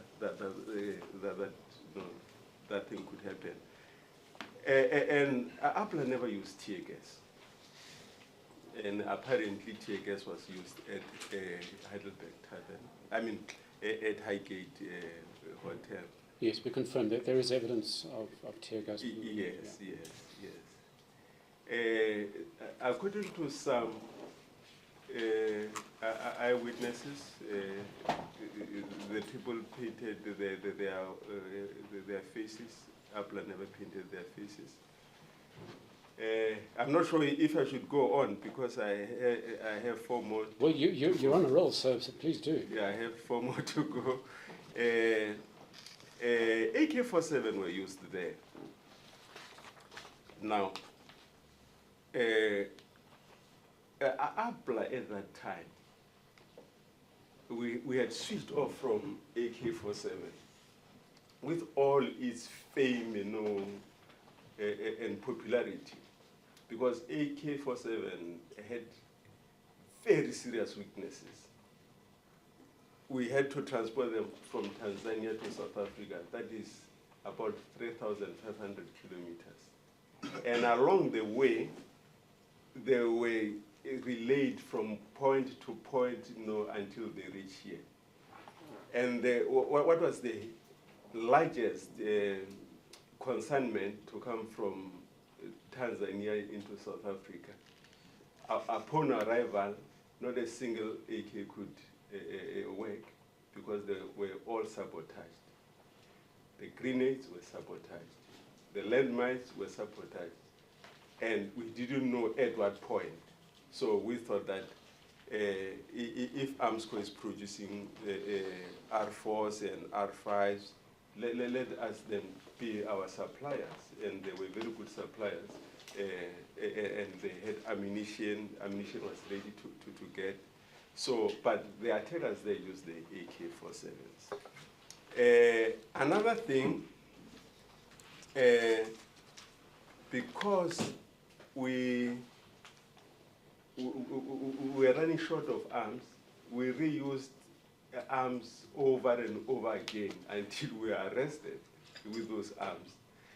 But ballistically, I'm told that the arms that were used there were used for the first time and for the last time, because there was never any link to them being used elsewhere.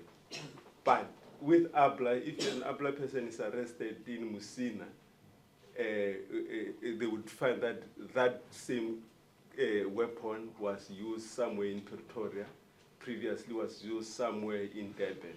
So in this case, it wasn't the case. Then last but one, we never claimed responsibility. And lastly, and most importantly, we documented all our operations. We knew it was very risky because those documents could easily fall into the hands of the state. And actually, they ended up being seized by the state. We had two sets of archives detailing all APLA operations for the time I was a director of operations. Yes, but the report, we had a template, how was the weather, how you retreated, what could be improved in next operations, actually what happened. So now, these were documented. We had one set in Mthatha. We thought it was safe because the place where we put them, it used to be a state house in Mphahlele, the old state house or something like that. I think the vice president of Transkei, Matanzima, he used to stay there. We thought that they were safe.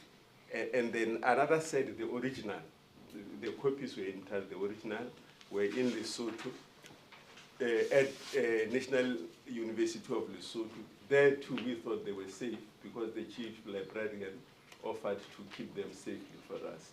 But of course, in 1994, Mthatha was raided. 1995, Maseru, the university was raided, and they seized those documents. And in those documents, subsequently, people who had written reports, some of them were in South African Defence Force, integrated under APLA. They were arrested and they had to come to court and face the charges. And the state knew that Highgate Hotel attack was not documented as APLA because they have documents in their possession. So it is quite extraordinary that, notwithstanding material differences between the typical APLA operations and Highgate Hotel, and then perhaps most significantly, the seizure of documents in Maseru and Mthatha, which for the South African regime at the time must have been a treasure trove. And as you say, they then used it to go out and effect arrests and carry out prosecutions of those involved in actual APLA attacks. And you're saying, if I understand you, that there was absolutely nothing in there on Highgate, and if it was your operation, there would have been something there. But notwithstanding that, the dominant narrative after the attack that emerges is that it was APLA.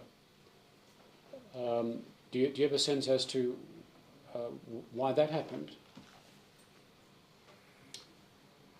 I'm not sure it's appropriate to say it now, because, my Lord, at some stage I would like to say something, with your permission, of course. But now, just to come back to your question, I think the oppressive state post-1994 did a demolition job, atrocious activities. And the current state is actually doing the cover-up work. Now, why are they doing the cover-up work? I don't know.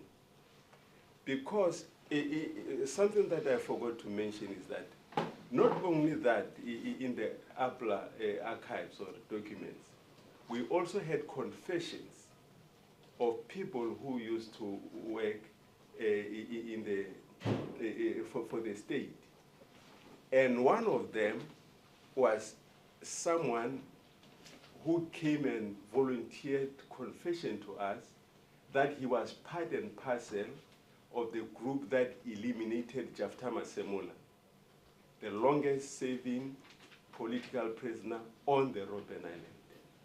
Contrary to the popular belief that it was Nelson Mandela, no, it was Jafta Masemola, a PAC cadre. Then we kept that, hoping that at some point we were going to produce it. And the state seized everything.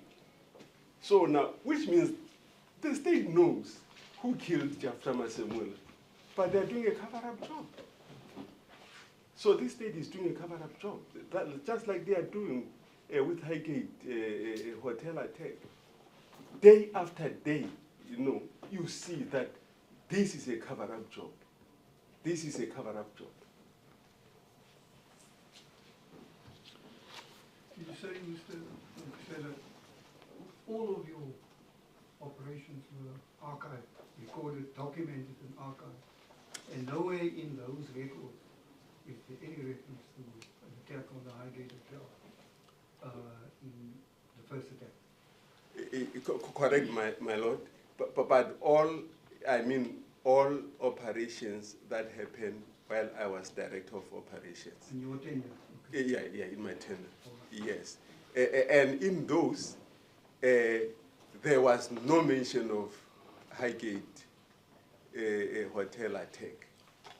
And to show that the state actually did seize those documents, some people, I stand for correction, I think people like Bulelani Kundu, Mshishi, who is now a general, but he was arrested following, because his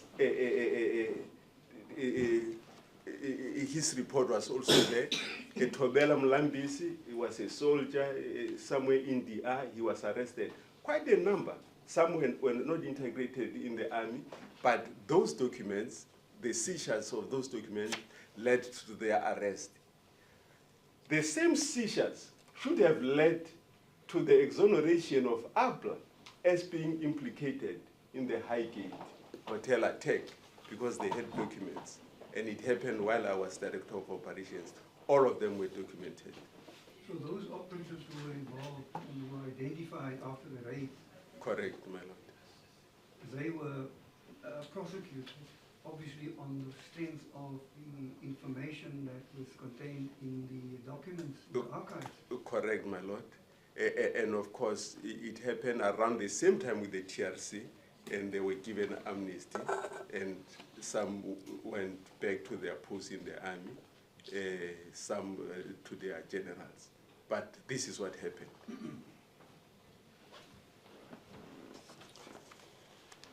And on that note,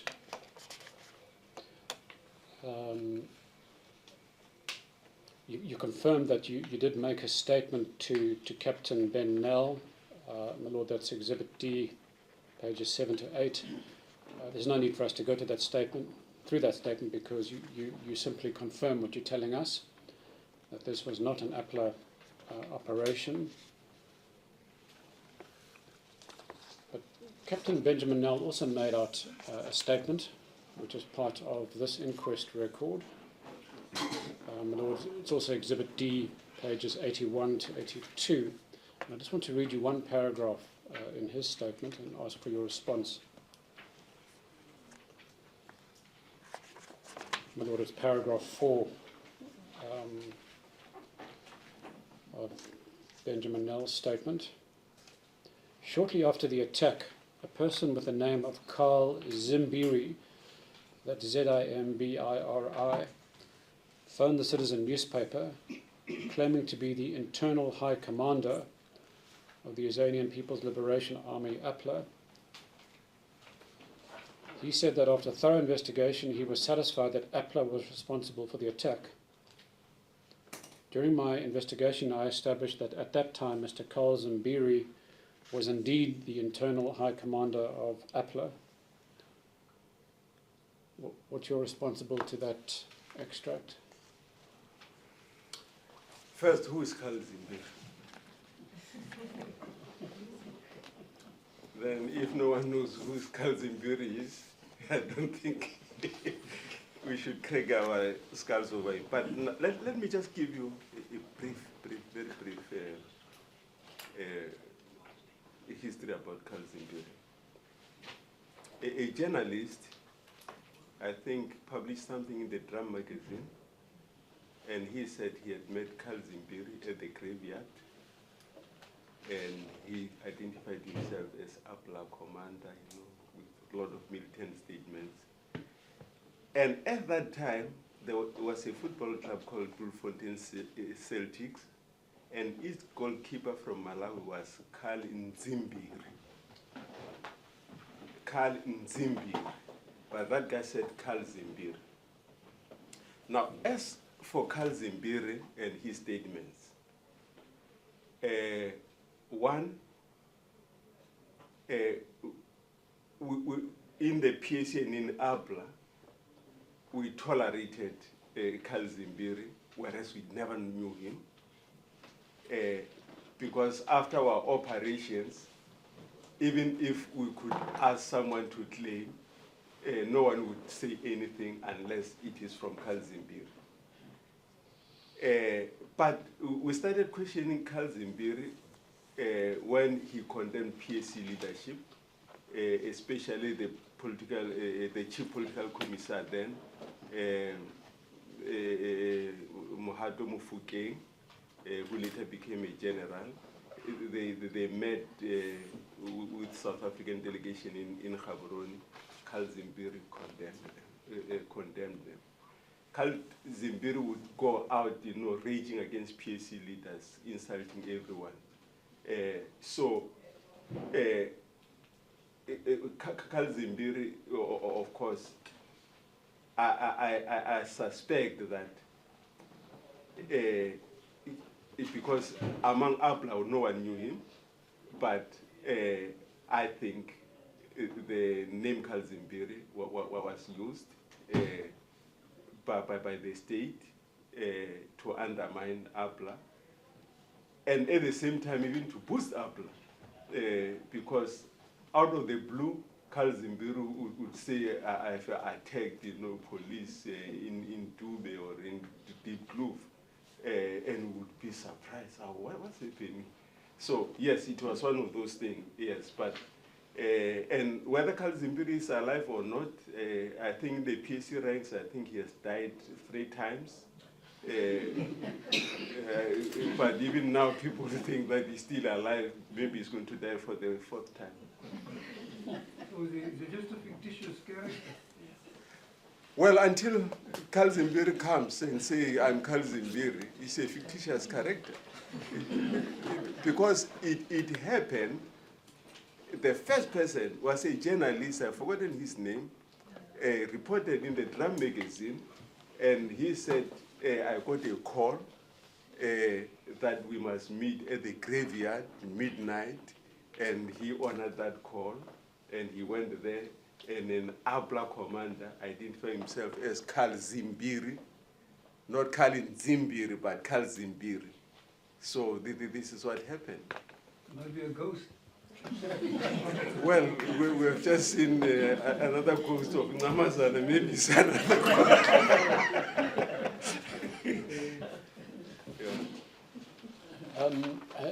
And talking about claiming responsibility, but let's not talk about Highgate. Let's talk about the other cases where there was an APLA operation. What was typically the official procedure to claim responsibility? We had someone who had offered us, phoning, because there were no cell phones then. We would ask someone, once we verified that the cadres were safe from the mission, we would claim it. However, we would claim it under Robert Taurai Ropa, Mama Lubelo. All these names were overlooked until Carl Zimbiri comes. And when the media reports, they'll say Carl Zimbiri has confirmed it, that it was APLA. So the claiming space, I think, was shared by us and the regime or the system. And the system had an upper hand with Carl Zimbiri. Yes, but normally we would go there, and we were not using same name. Yeah, that's why I say, I remember Mama Dupelo was one of them, Taurai Ropa was one of them, yes, and other names. But these were just, ignored until Carl Zimbiri spoke. But of course, we knew that that was APLA operation. And of course, even today at PAC rallies, they sing about Carl Zimbiri. He has become a legend. So this myth has grown around the so-called public persona. I was also intrigued that it was the Citizen newspaper that was apparently contacted. And of course, we know the Citizen was actually set up by the apartheid regime as a propaganda piece for the apartheid state through the information project. So, typically one would expect phone calls to be made to many other, newspapers rather than that particular one. So the regime, would it be fair to say, would have had better access to the media and upload the PAC at that point? Yes, they had better access. And incidentally, some of us had our images blown all over newspapers as wanted, and there was, a reward for anyone leading to our arrest and subsequent conviction. But no one has ever seen Carl Zimbiri on paper being wanted. Anyone? No one, my lord.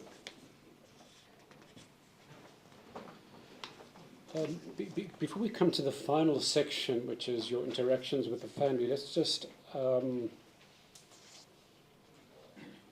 wrap up the history. At some point, I understand you issued an order to APLA operatives that the struggle was over and that operations had to cease. When was that?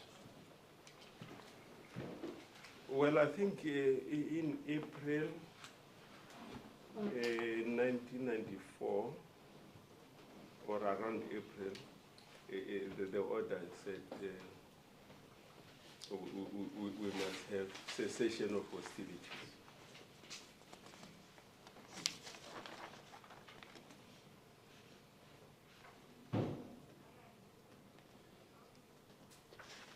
And around the time of the TRC, you were already facing charges, and you had put in an application for amnesty. Can you just tell us which cases you were charged with and the outcome of the amnesty application? Yeah, briefly, I was kidnapped from Lesotho in 1995 because I had to go back into exile because there was no general amnesty. And I did not want to be underground and be a real rebel. So I thought perhaps I must go out of the country. But then there were two warrants of arrest against me from Free State Attorney General and from Northeast then Cape Attorney General. So, yeah, but 1995, just after the seizure of the documents in Massacre, I was kidnapped back to South Africa. I was charged for murder, attempted murder, arson, and possession of firearms. Then the TRC came around the same time. I did not know what type of animal was the TRC. Then I went there, I submitted my amnesty application. And in the amnesty application, there was a section, commission, omission, and offense. So I wrote that I was responsible for all APLA operations that took place from point A to point B, I mean, in terms of period. And the TRC answered and said, no, crime cannot be collectivized, it has to be individualized. What have you done exactly? Then we deadlocked. I said, no ways, because saying individual fighter was responsible overlooks the fact that somebody organized his ticket to go and train in China everywhere. So I had to take responsibility. So, of course, we deadlocked, and I was never granted amnesty because I stuck to my ground that APLA cadres, all of them without exception, got order from me. So I have to be responsible across. Yeah, so that's what happened. Yeah, and of course, later on, charges were provisionally withdrawn against me. But last year, some investigators said they are going to reinstate them. But of course, I said, no, it's better. But I don't regret not claiming on behalf of applicators. Thanks for that background. All right, let's turn to when you first came into contact with the families. And I understand that there was a chance meeting at Cape Town International Airport. So what was the year of that? 2005. In 2005. And that a Dr. Francis Morris, who I believe was an academic from abroad, met up with Gail Parker, who's Neville Billing's cousin and who actually worked at the airport. And Gail mentioned to Dr. Morris that Neville had been shot at the Highgate. Dr. Morris then asked for further information, got in touch with Neville. One thing led to another. Dr. Morris spoke with Professor Pumla Geboda Madikizela, and she then reached out to you in order to set up a meeting to speak with the families and to carry out a mediation which was also supported by Jim Fourie, who you've spoken about previously. does that more or less accord with your understanding of how it was that the families came to meet with you? Yes, indeed. Yeah, but the meeting at the airport, etc., I'm not going to talk about it. I think you have captured it well. But the first time I met Neville Bailey, it was on the 1st and the 2nd of September, 2005. And it was in Rondebosch, Cape Town. And of course, Dr. Morris had something to do with it. Dr. Pumla Gowodo Matikizela had something to do with it. But the actual facilitation or the facilitator of the mediation was Jean Forey. Of course, tapping into her scholarly background, being a lecturer and with mediation and reconciliation as his pet subject, and even the setting, of chairs, etc. But of course, that was the first time I met Neville there, and for 2 days, Jean facilitated it, and of course, by that time, he believed that APLA was responsible, but I had to show him how it could not have been APLA. I've already stated why it could not have been APLA, and I shared with him. And as I understand, that wasn't the only interaction you had with Neville and other survivors. That over the years there was more contact. Yes. To the point when Neville and others actually took the decision to join the PAC. Can you talk about how that transpired and how this remarkable bonding occurred? Well, I think Neville and later on, survivors and relatives of the victims, it developed trust, in the version that was put across by APLA, and that resulted in them actually, warming up to the PAC. And on the 16th of June 2008, I think, they joined 4 of them. It was Carl Weber, Neville, Belling, Thora, and Zila, Neville's mother, joined the PAC at Mdanzani Sports Center. And yes, Neville became PAC ward candidate. I think it was Ward 16, Buffalo City Municipality. Yeah, his photos were all over. People were surprised that Upoko, PAC is having, a white candidate. But incidentally, the only white councillor that we have ever had in South Africa was Dr. Costa Gazi here in Buffalo City. And unfortunately, he passed on last week in London. So, yes, and Costa was very supportive of that. And so were PC people around here in East London. And of course, on the 28th of November 2006 at Kenaway Hotel here in East London, we had the first ever gathering of the survivors and family members. And that's where I first met Daryl Els, who was investigating. We had a long conversation after the formal, the formalities. Even with him, I told him why I believe that could not have been APLA.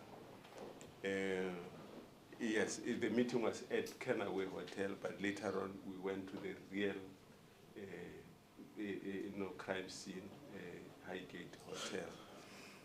And on the 1st of May 2007, together with survivors and members, I mean families of the victims.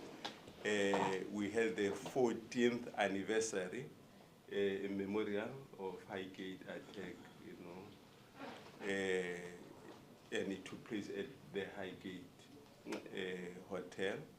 And I was honored and deeply humbled that I was made, you know, a keynote speaker. So yes, indeed, we have traveled together a long way. I remember when Neville had a problem with fishing, then I was invited, I was then PAC president, to organize PAC around here, because I think the fishing was not, you know, friendly to people with disability. Yes, we had a very big march here, or protest, and it was covered in the TV.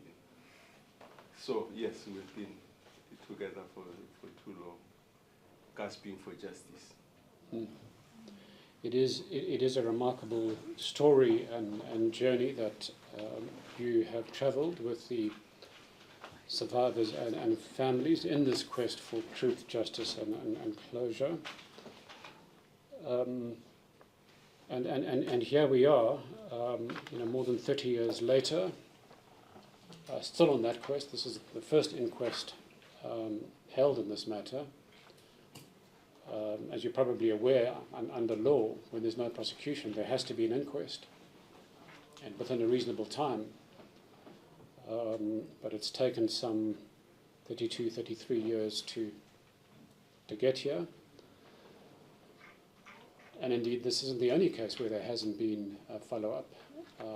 The bulk of the cases have not been followed up. And indeed, the Highgate survivors and family members you see here, they're part of a large case that is currently before the courts on that very question as to why these cases have been so terribly neglected. And we're looking for a breakthrough in this case. We haven't made it as yet. And I just wanted to ask you, do you have any theories, any scenarios as to who you think might be behind the Highgate attack? Well, mine could be unpopular opinion, because I think the state is responsible. People would say the Hammer unit. I dare say the whole state is the Hammer unit. And they're busy covering tracks, they're busy hiding, they're busy frustrating every effort that could lead us to the logical conclusion of this matter. I mean, the very fact that for 3 decades, this matter evidence. Now, not abundant evidence of who did it, but abundant evidence who didn't do it. APLA didn't do it. So, yes, my fear is that perhaps we are wasting resources here, because the Hammer unit is bent on frustrating everyone, and that Hammer unit is the state.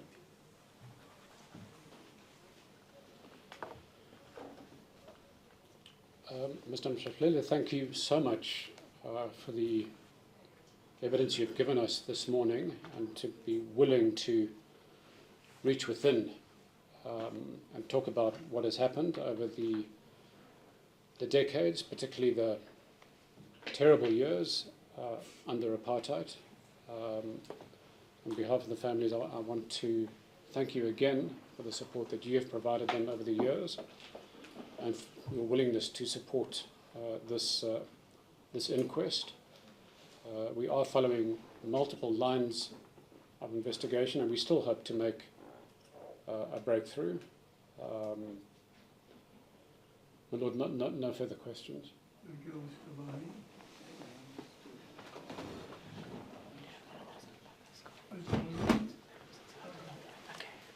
My Lord, I see that it is now 8 to 1 with the opportune moment to say Mr. Mphahlele, we have reached the lunch hour, so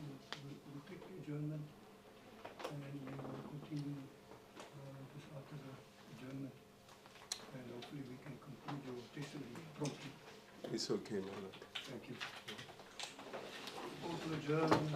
Before we adjourn, can we just check whether the copies of Captain Swapo's fingerprint documents are available so that we can inspect them until they are. Thank you. Yes. So we'll adjourn till 2:15. All right.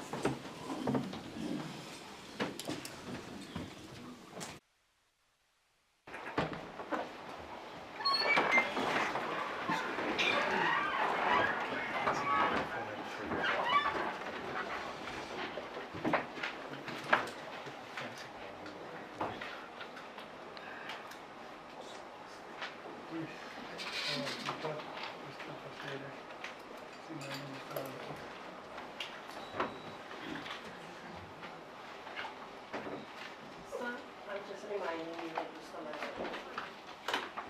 Thank you very much. Thank you, Maria. Mr. Mphahlele, I'm not sure if you remember, but I did meet you previously in a virtual meeting on the 10th of November 2023. I don't know if you recall that meeting. Well, I recall having a virtual meeting. Thanks for reminding me. Good to see you again. I just want to explain the prosecutor's role in this matter, in Inquest to be particular. We are here to assist the court in order to make sure that as much evidence comes out as possible to enable the court to come to some sort of a decision regarding the matter. So it's not, I'm not attacking you or doing any like personal questions. I just want to try and get some facts. Right. I just wanted to check with you the Highgate incident. You indicated that there was another attack at the Highgate. Do you recall that? Well, it didn't come from me. I think it came from the lawyer. That there was an attack the following year in 1994. Yes. Yeah. I apologize, but I have it noted here that you indicated that APLA had accepted that attack. Well, APLA had accepted it, even if it was posthumously or opposed it, because the attacker had to go before the TRC.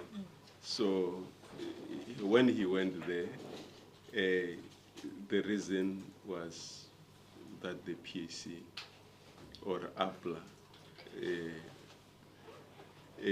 gave, the order. But I must say that was after the cessation of hostilities, if my memory serves me well. And I recall going to Bishop High Court by the defense lawyers to testify because Tumisani Ngamazana was one of the accused. Yes. And of course, I had to explain that the official cessation of hostilities did not translate immediately in the cessation of hostilities because orders, there were no cell phones or quick communication of, yeah, yes. So that's what happened. So Dumisani Manisa Amazani is in fact a member of APLA or was a member of APLA, is that correct? Dumisani, in the records of APLA that I had, he was not in the records of APLA that I had. And I actually had to tell the lawyers that APLA wasn't a solid, unified, monolithic unit. Within APLA, there were some loose cannons. And the reason why I stepped in, and Dumisani honestly believed that orders were from the central APLA, whose commander was Sabelo Palmer, Gqwetha. He believed that. But when his immediate commanders refused to testify for him at Bisho High Court, the defense lawyer said, step in, this is an innocent man.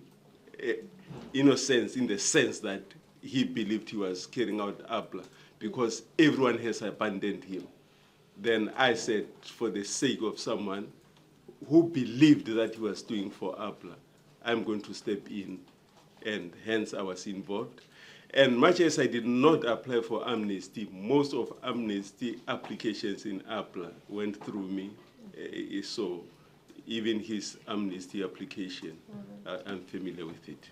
Mr. Sabelo Palmer, did he not call 1993 the year of the Great Storm? Is that correct? What? The year of the Great Storm.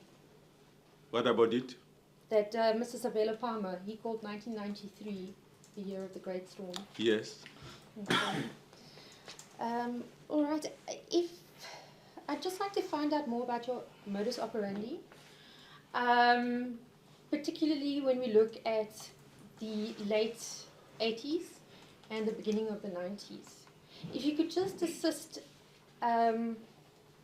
you've already alluded to the fact that there was a bit of a difference between the political operatives and the armed forces.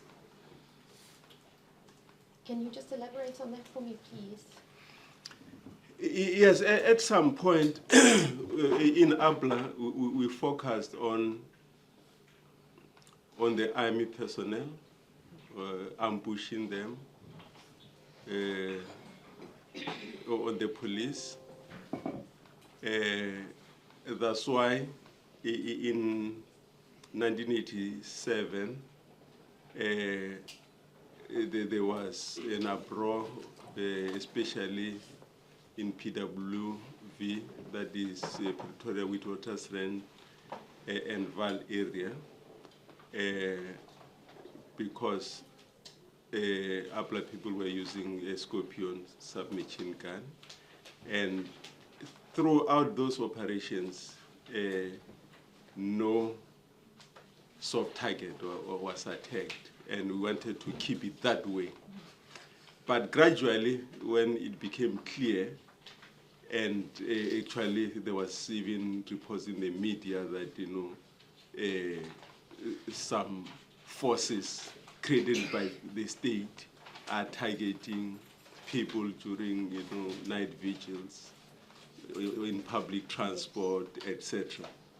Then we started changing from the hard targets to make the white feel and taste the same medicine. Yes. Yeah. Okay.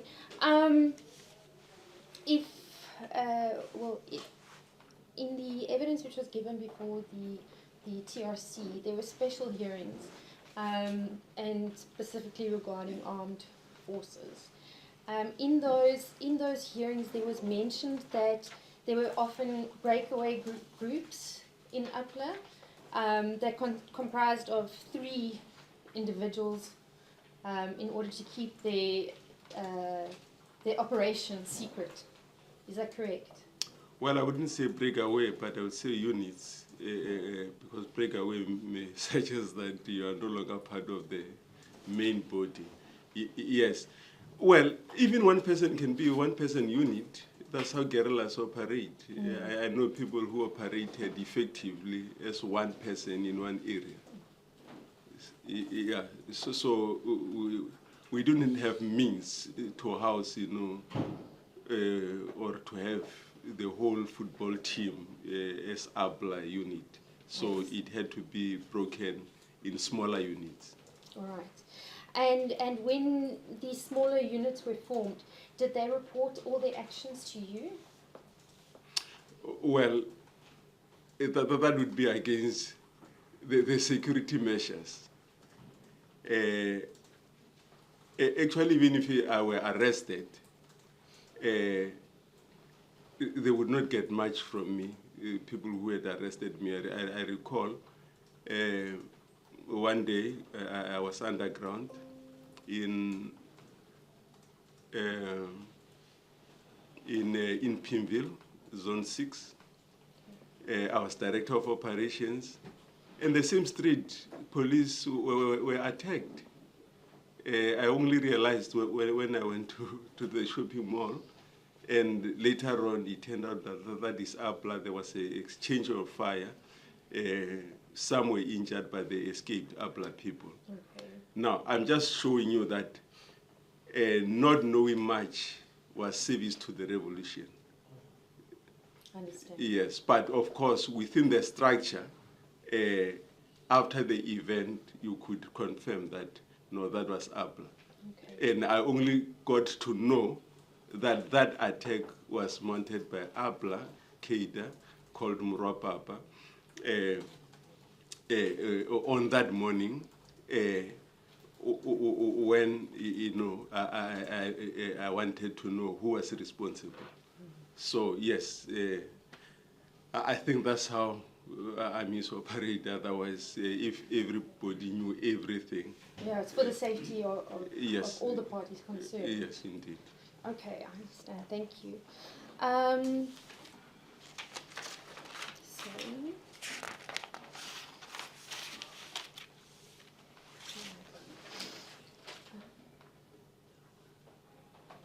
You indicated that the records were those the debriefing records, if I can put it that way, were in Lesotho and in Mthatha. Correct. And was the copies were at Mthatha, is that correct? Let me say, what was seized was more than the records, because when it became clear that some of the things which were effective in APLA operations were not necessarily weapons. For instance, we started, you know, making spikes. Can I just ask what that is? Sorry. Well, we use long nails. Okay. I attach them to PVC pipe, you know, so that when we retreat, we just spread them along the road, and the car that would be pursuing us, they were good as far as overland, you know, hot pursuit, but they were useless with helicopter, obviously. Yes. Yeah. So then we had lots of, you know, homemade weapons that we kept as part of the archives. Okay. That's why it was not only about documents. All right. Yeah. So the bulk was in Lesotho, but every document that was in hard copy, the copy would be in Mthatha, the original will be in Lesotho. Okay. And they were raided by the police 1994 and 1995, am I correct? Yes. Okay. All right. You indicated as well that there was a certain modus operandi that was followed. You indicated that the reason that attackers would never have worn balaclavas or worn face paint. And one thing that I've also noticed is that you indicated that there was only one incident where a getaway vehicle was torched. I think Perhaps I should say one incident that I know of. yes, one incident. That was also the King Williamstown attack. Is Yeah, that that was correct? the King Williamstown. Okay, thank you.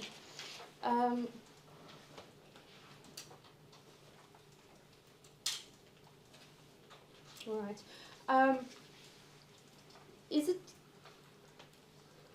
it possible that one of these smaller groups had performed an attack and not reported to you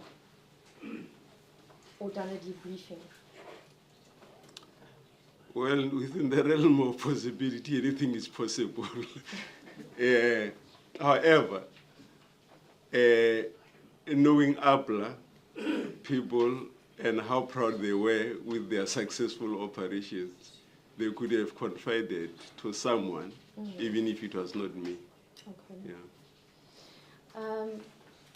All right.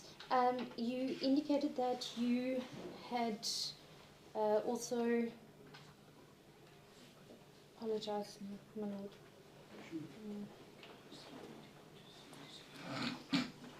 Oh, sorry. You indicated that the Yellowwoods attack, that was on the 23rd of March 1993. APLA claimed that attack. Is that correct? Remind me, refresh my memory. Where is the Yellowwood? The Yellowwood Hotel. Where is it? Near Adelaide, Fort Beaufort area. Oh, Beaufort West. No. No, Beaufort West. Fort Beaufort. Beaufort, yeah. Fort Beaufort. Yes. Yeah, no, I know there was an attack in Beaufort West. And actually, the person was arrested and later released, I think, through TRC. Yes, I recall that there was an attack in Beaufort West. I mean, Fort Beaufort. Yeah, Fort Beaufort. It was similar to King Williamstown Golf Club attack, the Yellowwoods Hotel attack, all similar operations.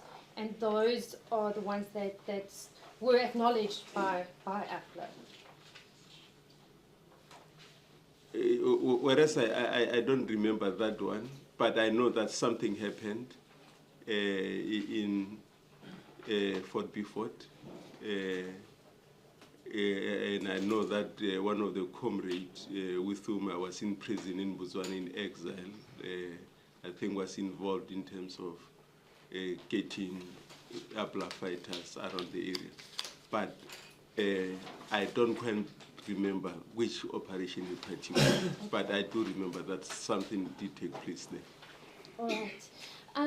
You, in your examination in chief, you made specific reference to AK-47s and the fact that you were that it was no longer being used by APLA.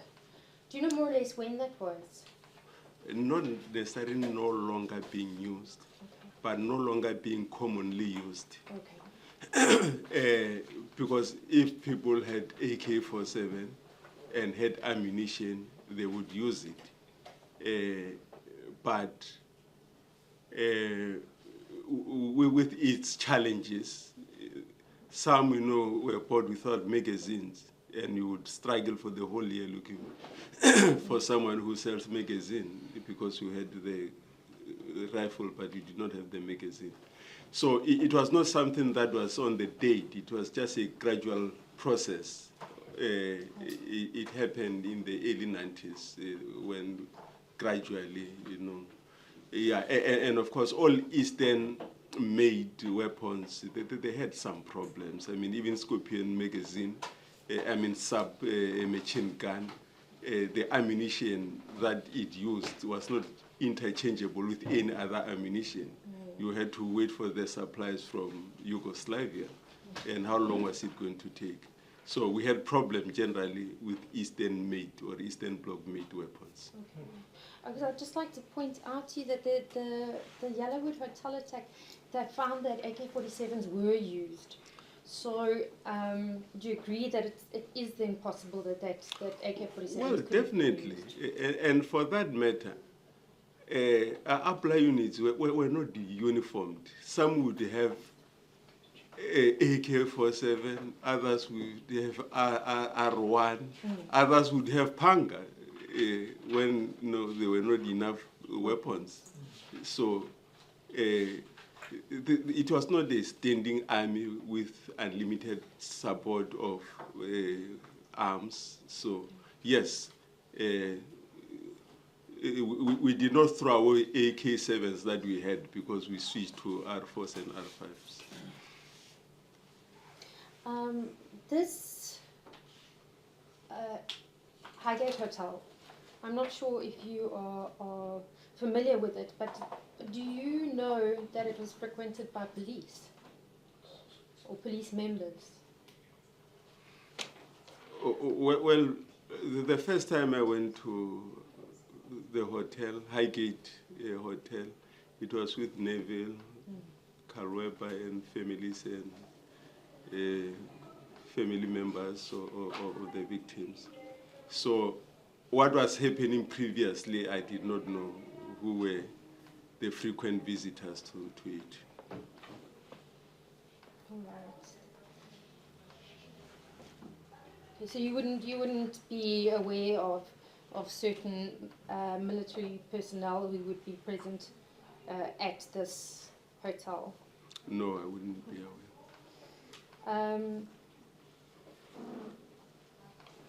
Right.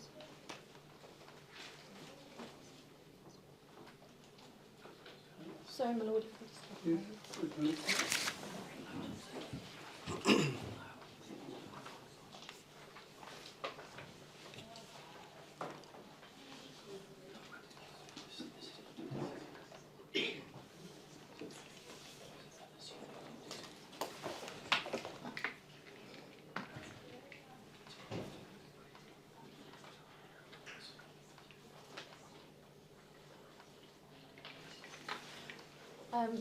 Thank you, my lord.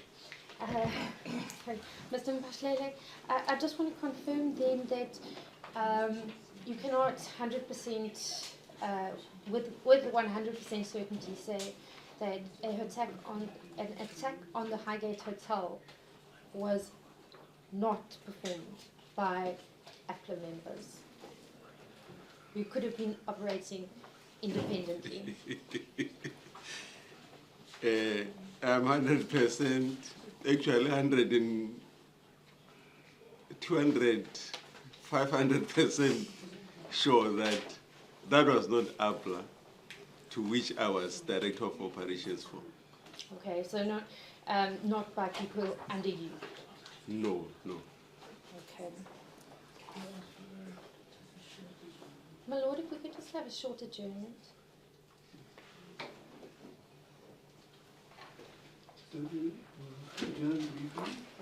All right.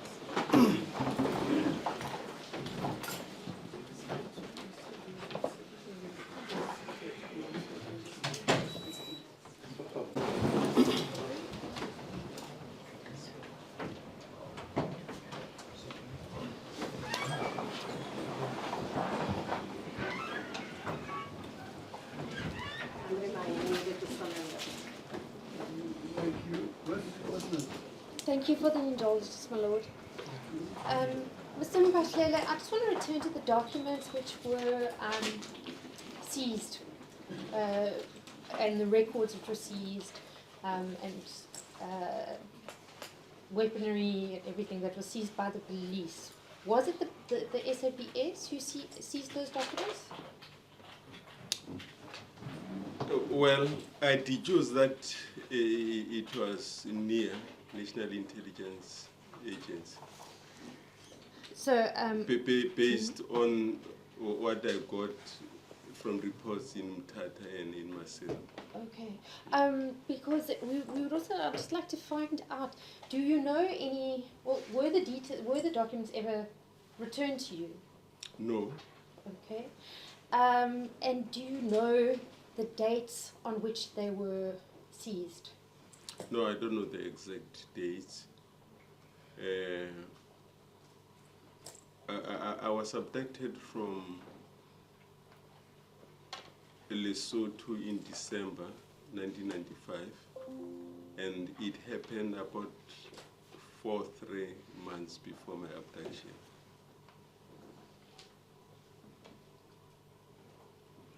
Thank you, Mr. Mphahlele. I'm just asking these questions because you indicated that, for example, you were aware of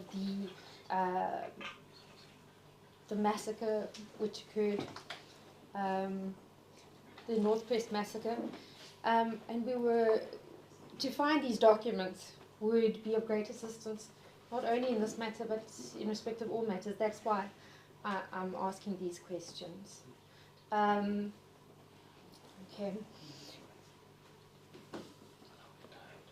All right.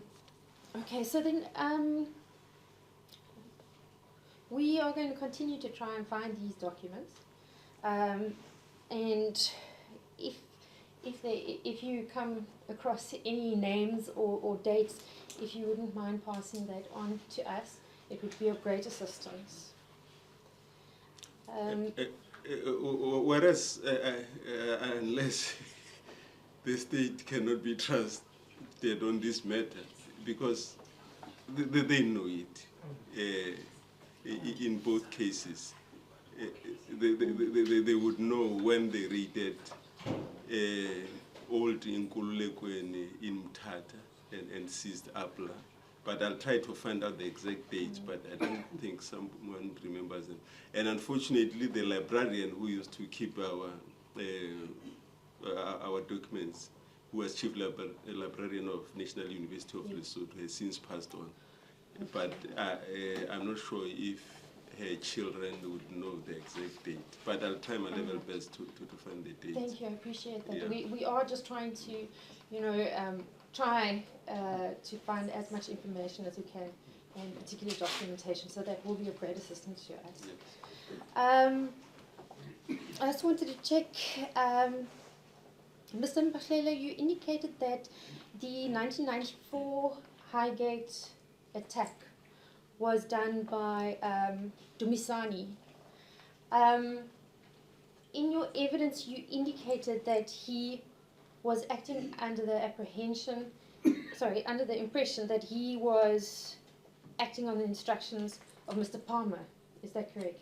No, I did not mention Mr. Palmer in that respect, but I said the APLA that was led, commanded by Sabelo Palmer, to which I was director of operations,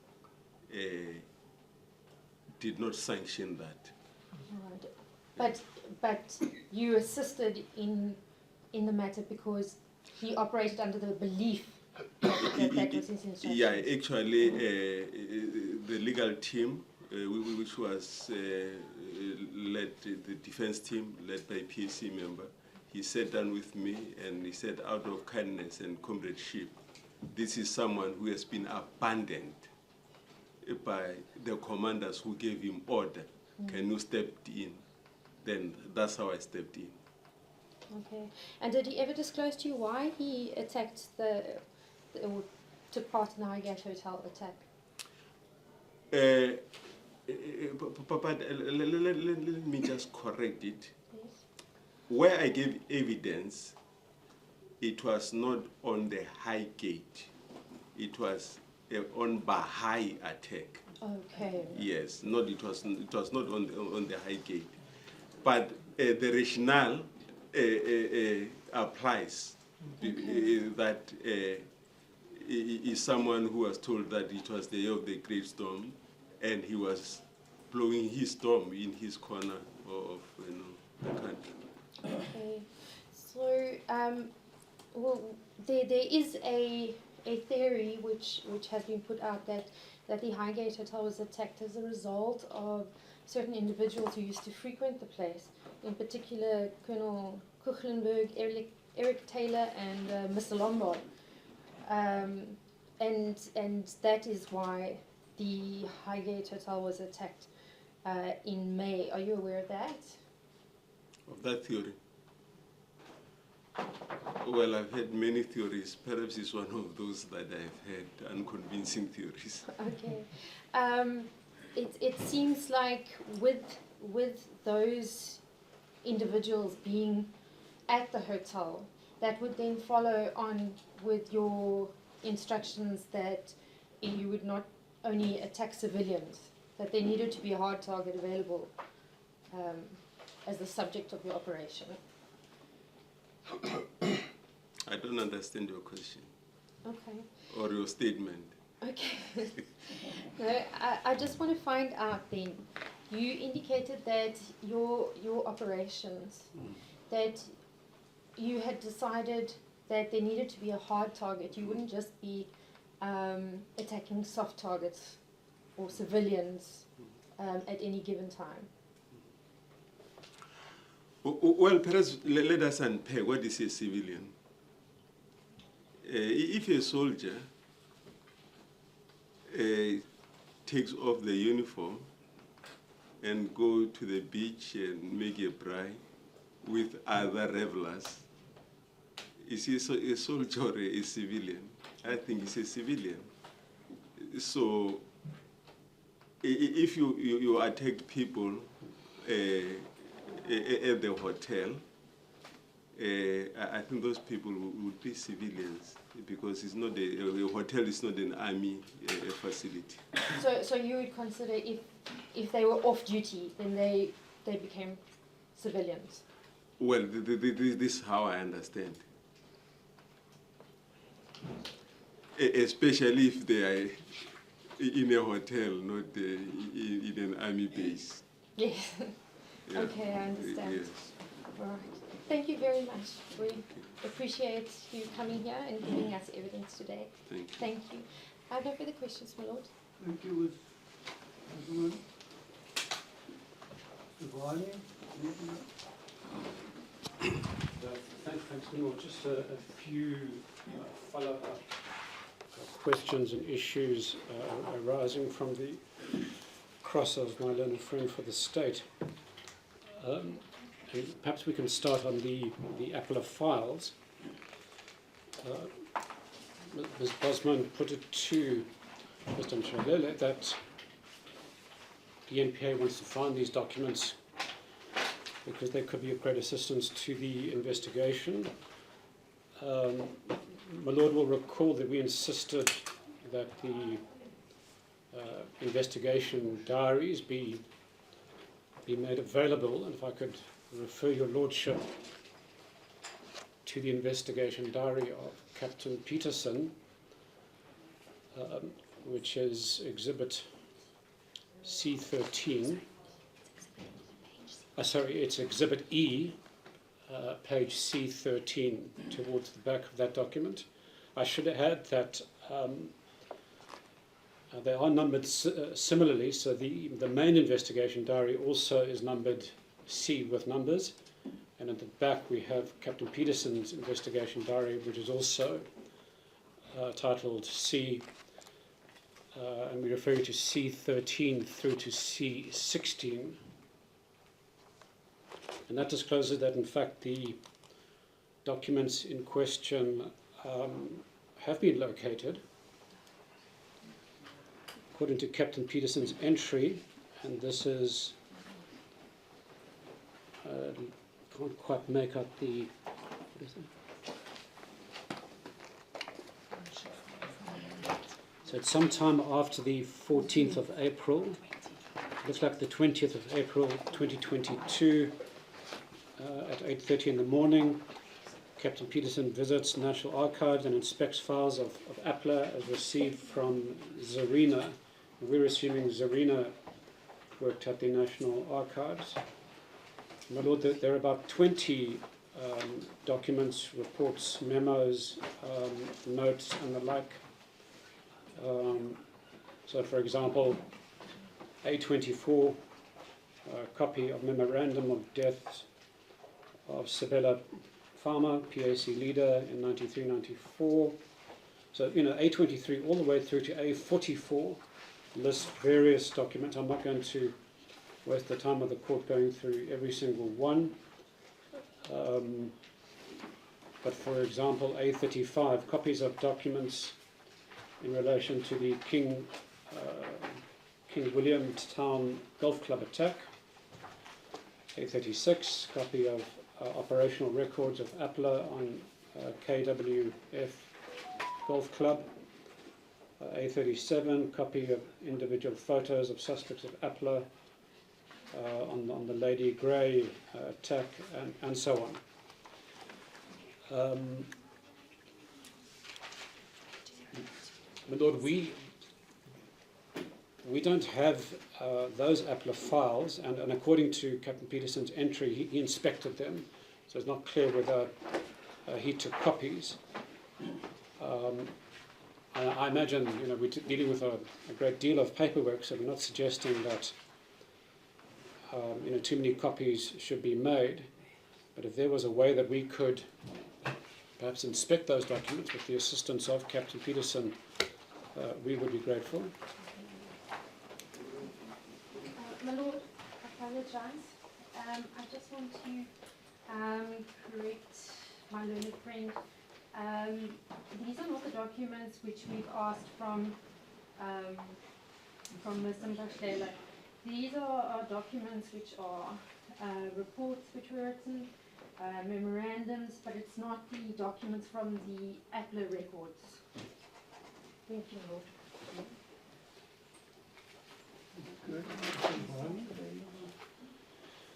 Well, on that score, are there reports, notes, records outside of what was kept in Maseru and Mthatha that might still be available? Outside that, there is nothing except, recollections by individuals. But there wasn't anything recorded. Well, thanks for clearing it up. So, in fact, all available documentation was kept in Maseru with copies in Mthatha. Correct. And to the best of your knowledge, they were all seized either by the police or national intelligence. So you and your colleagues don't have further documents in your possession apart from your recollections? Yeah, we don't have anything. Right.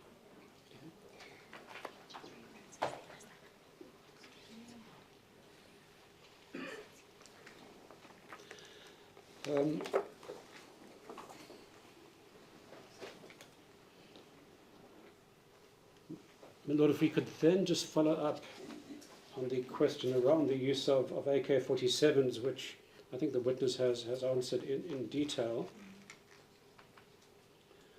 And just to bring to your court's attention that we have carried out a very extensive survey and analysis of all APLA attacks through the 1990s. And we're putting the final touches to this analysis, and we hope to submit it as an exhibit within a day or two. But for your interest, my Lord, according to that analysis, there were some 35 confirmed APLA attacks. And of the 35, AK-47s were used quite rarely, and only 5 of those attacks. And we have grouped the category of attacks, including a category that the analyst calls non-farm civilians. We were the target, so that would have included attacks such as King Williamstown and the like. And the analyst concludes that after February of '92, AK-47s were not used in either confirmed or unconfirmed APLA cases. So the use of AK-47s, it appears, at least on non-farm civilians, occurred during or before February of 1992. As I mentioned, that analysis we will be putting up either tomorrow or the next day. Lord, I'd just like to find out if this is a question posed to the witness. It appears to be just a summary of a document which will be provided in due course. I'm not sure what it has to do with the present witness. It deals with the use of AK-47 assault rifles. And the document that Mr. Vaughn is referring to is the product of research, which will be presented to the court. So I think he's just giving the background to that. Yes, indeed, my Lord, and perhaps I just should remind my learned friend that this is an inquiry, it's an inquisitorial process. We need to bring things to your Lordship's attention as and when they arise so that we can assist you in reaching a decision. Yeah, no, certainly it's not. And on that note, my Lord, it was suggested by Ms. Bosman that in the King Williamstown Golf Club attack, an AK-47 was used. Sorry, my lord, that is incorrect. I indicated that in the Yellowwoods attack, Yellow- AK-47 was used.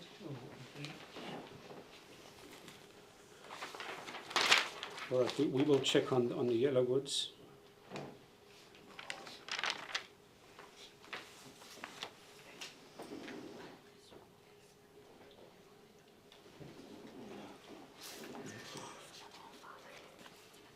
Okay.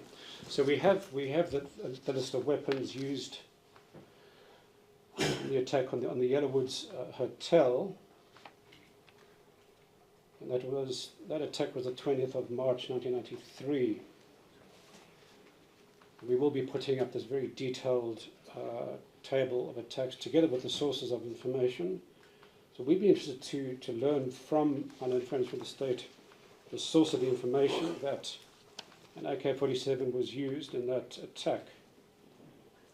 The list of weapons that we have, and this comes out of the amnesty application as well as the amnesty hearing and decision, was 1 times R5 assault rifle, 1 times R4 rifle, and magazines. There was 1 time Uzi SM6 pistol, 1 times F1 hand grenade, 2 times .38 revolvers. That's the full list of weapons we had. AK-47 is not mentioned in that list, Your Lordship. That's all from my side. Thank you.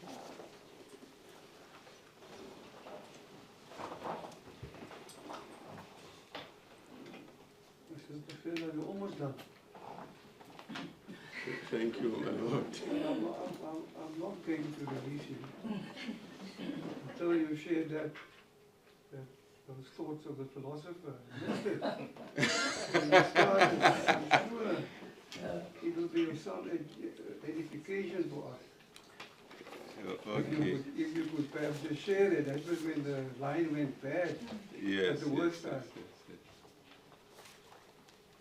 Oh, well, my lord, I made a request at the beginning that I would like to say something, but you haven't granted me that permission. While you are thinking whether you're going to grant me or not, I'll talk about the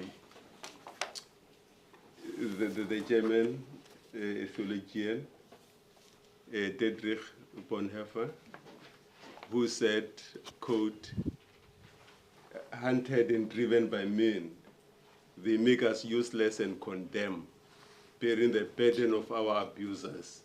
It is we who are the accusers," unquote.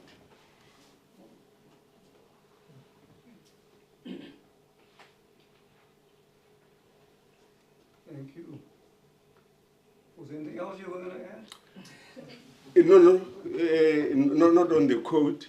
Yes. Yes, but I just want to say, my lord,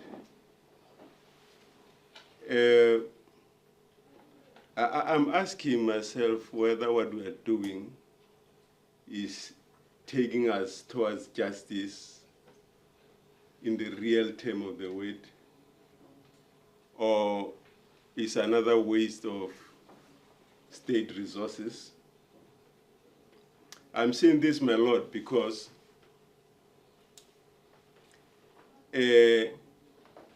among other things that are in the documents of APLA was mysterious disappearances of people, which I think is part of a justice. I can cite the case of Hasp Number, who was arrested at Richards Bay. Then from there, that's the last time we saw him, or he was seen, because the next thing, people visited him, and the police said he had escaped. Now, we are asking ourselves, what is happening? And there have been lots of disappearances from APLA side. I don't even want to include the ANC and AZAPO. And those people, we don't know what happened to them. Again, we have the Northcrest case, where after it happened, the state claimed responsibility, and they went on to say they were crashing APLA bases in Mthatha. And I remember asking Advocate Nzebeza, who is a judge now, just on personal level, what happened to that case, because you were at the TRC. And he said they were frustrated left, right, and center, because each time they went to the army and asked for those people, they would say they are deployed abroad, they are deployed to faraway bases. Then the next thing they said, no, they are no longer serving, and we don't know where they are located. Now, my Lord, when you look at these things, you ask yourself, are we dealing with the intentions to achieve justice, or we are just going through the motions so that the bereaved and aggrieved families, like the Highgate victims and survivors, they should see something happening? And they are mortals. Not long they will be not living, and yet justice would not have been found. And this is the justice I'm talking about of Jaftama Semola, who after release lived for only 6 months. Then he was involved in a car accident. And around the same time, APLA people, Stomiso Nonguba, who was my deputy director, involved in a car accident around Gokstad, he died. Muzuwa Madoda Mdluli, involved in a car accident, he died. Bafana Yose, involved in a car accident, he died. Now, the list is long, my Lord. So now, that's why I say, are we doing this in genuine pursuit of justice, or are we just going through the motions so that something must be seen to be done when, in fact, nothing is being done? How could people wait for 30 years for something that is so self-evident, and yet there's dying and diving even today? So it's those things, my Lord, that I said I should say them. Of course, I had compiled a long list of unfinished and unresolved disappearances, PAC people, where a Kumbi would just park outside, someone is taken, the family think that the police are taking someone to police station, they went to police station, that person is not there, and no one knows about the arrest. I've got a long list about that, and I thought I should use this opportunity to say, much as we are pursuing this, I think this must be comprehensively pursued, my Lord, because lots of resources were used even to assemble the legal team. Now, I ask myself, what will happen to the family of Hasp Number who live in rural Tala, former Transkei? Would they have, are they resourced to call for inquest? And who's going to call for inquest on their behalf? And if justice has to be done, let it be done comprehensively. That's all I wanted to say, my Lord, and thanks for giving me the opportunity. No, thank you, Mr. Mphahlele. What you're raising is a pertinent issue. There has been, and this is one of the first matters that arose in this inquest, is that inordinate delay in dealing with the incident, together with the peculiar developments around this matter in terms of the investigation, in terms of various other aspects of it. but it is happening at the moment, and whatever the intentions were previously, the people involved in this inquest, I've got absolutely no doubt, is very, very serious in pursuing the truth. And there is no way of waylaying that process. So we have to ensure, as I've alluded to on a few occasions, we have to grasp this opportunity to make sure that as much justice as possible can be squeezed out of this matter, even at this late hour. At least something is happening, and it is now in the hands of the court and the assistance of the legal practitioners, and that is the level at which it is now being dealt with. Having said that, Mr. Mphahlele, let me add my word of thanks to you for sharing your perspective on this matter, but also sharing your remarkable story. What strikes me of a story of real leadership, it's something that is sorely needed. So thank you very much for that. You are a prolific writer, so hopefully that life story would be documented at some point, so that many, many more people are informed thereof. So once again, thank you very much for having come and having been of great assistance to this inquest. Thank you. Thanks, my lord, for your assuring words. Thank you. On that note, you now excused, unless Ms. Bosman wants to say Sorry, my something. lord. I just want to place on record that I have asked Ms. Mtini, who is representing Mr. Ramazana, and she has indicated that she has no questions for the witness. Oh, okay.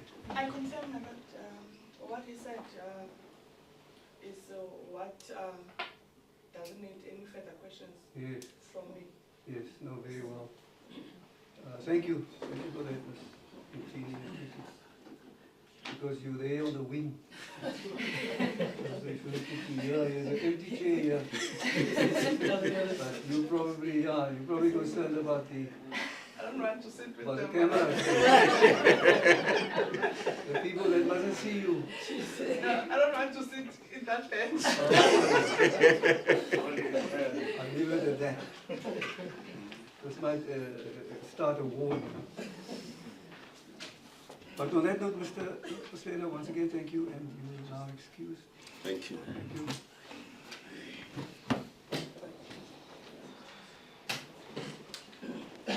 Yes, who is next?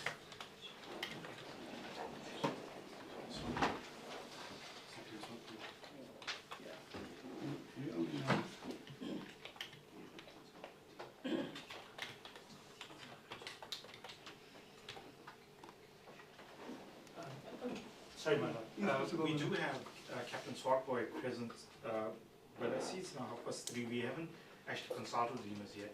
And we still also want to meet with our colleagues regarding the schedule.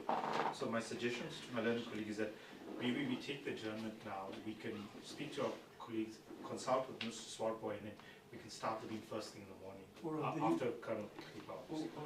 You have provided Mr. Vaughn with those copies? Yes, we have. Very well. I confirm we have received them. Very well. All right, let's do that. We did say that as soon as there is a hiatus, it will be an opportunity for you to, with teams, to discuss logistics and everything else that needs discussion. So I'm going to take the adjournment at this juncture, and we will reconvene tomorrow morning on the 25th of March 2025. Adjourn. Good thing.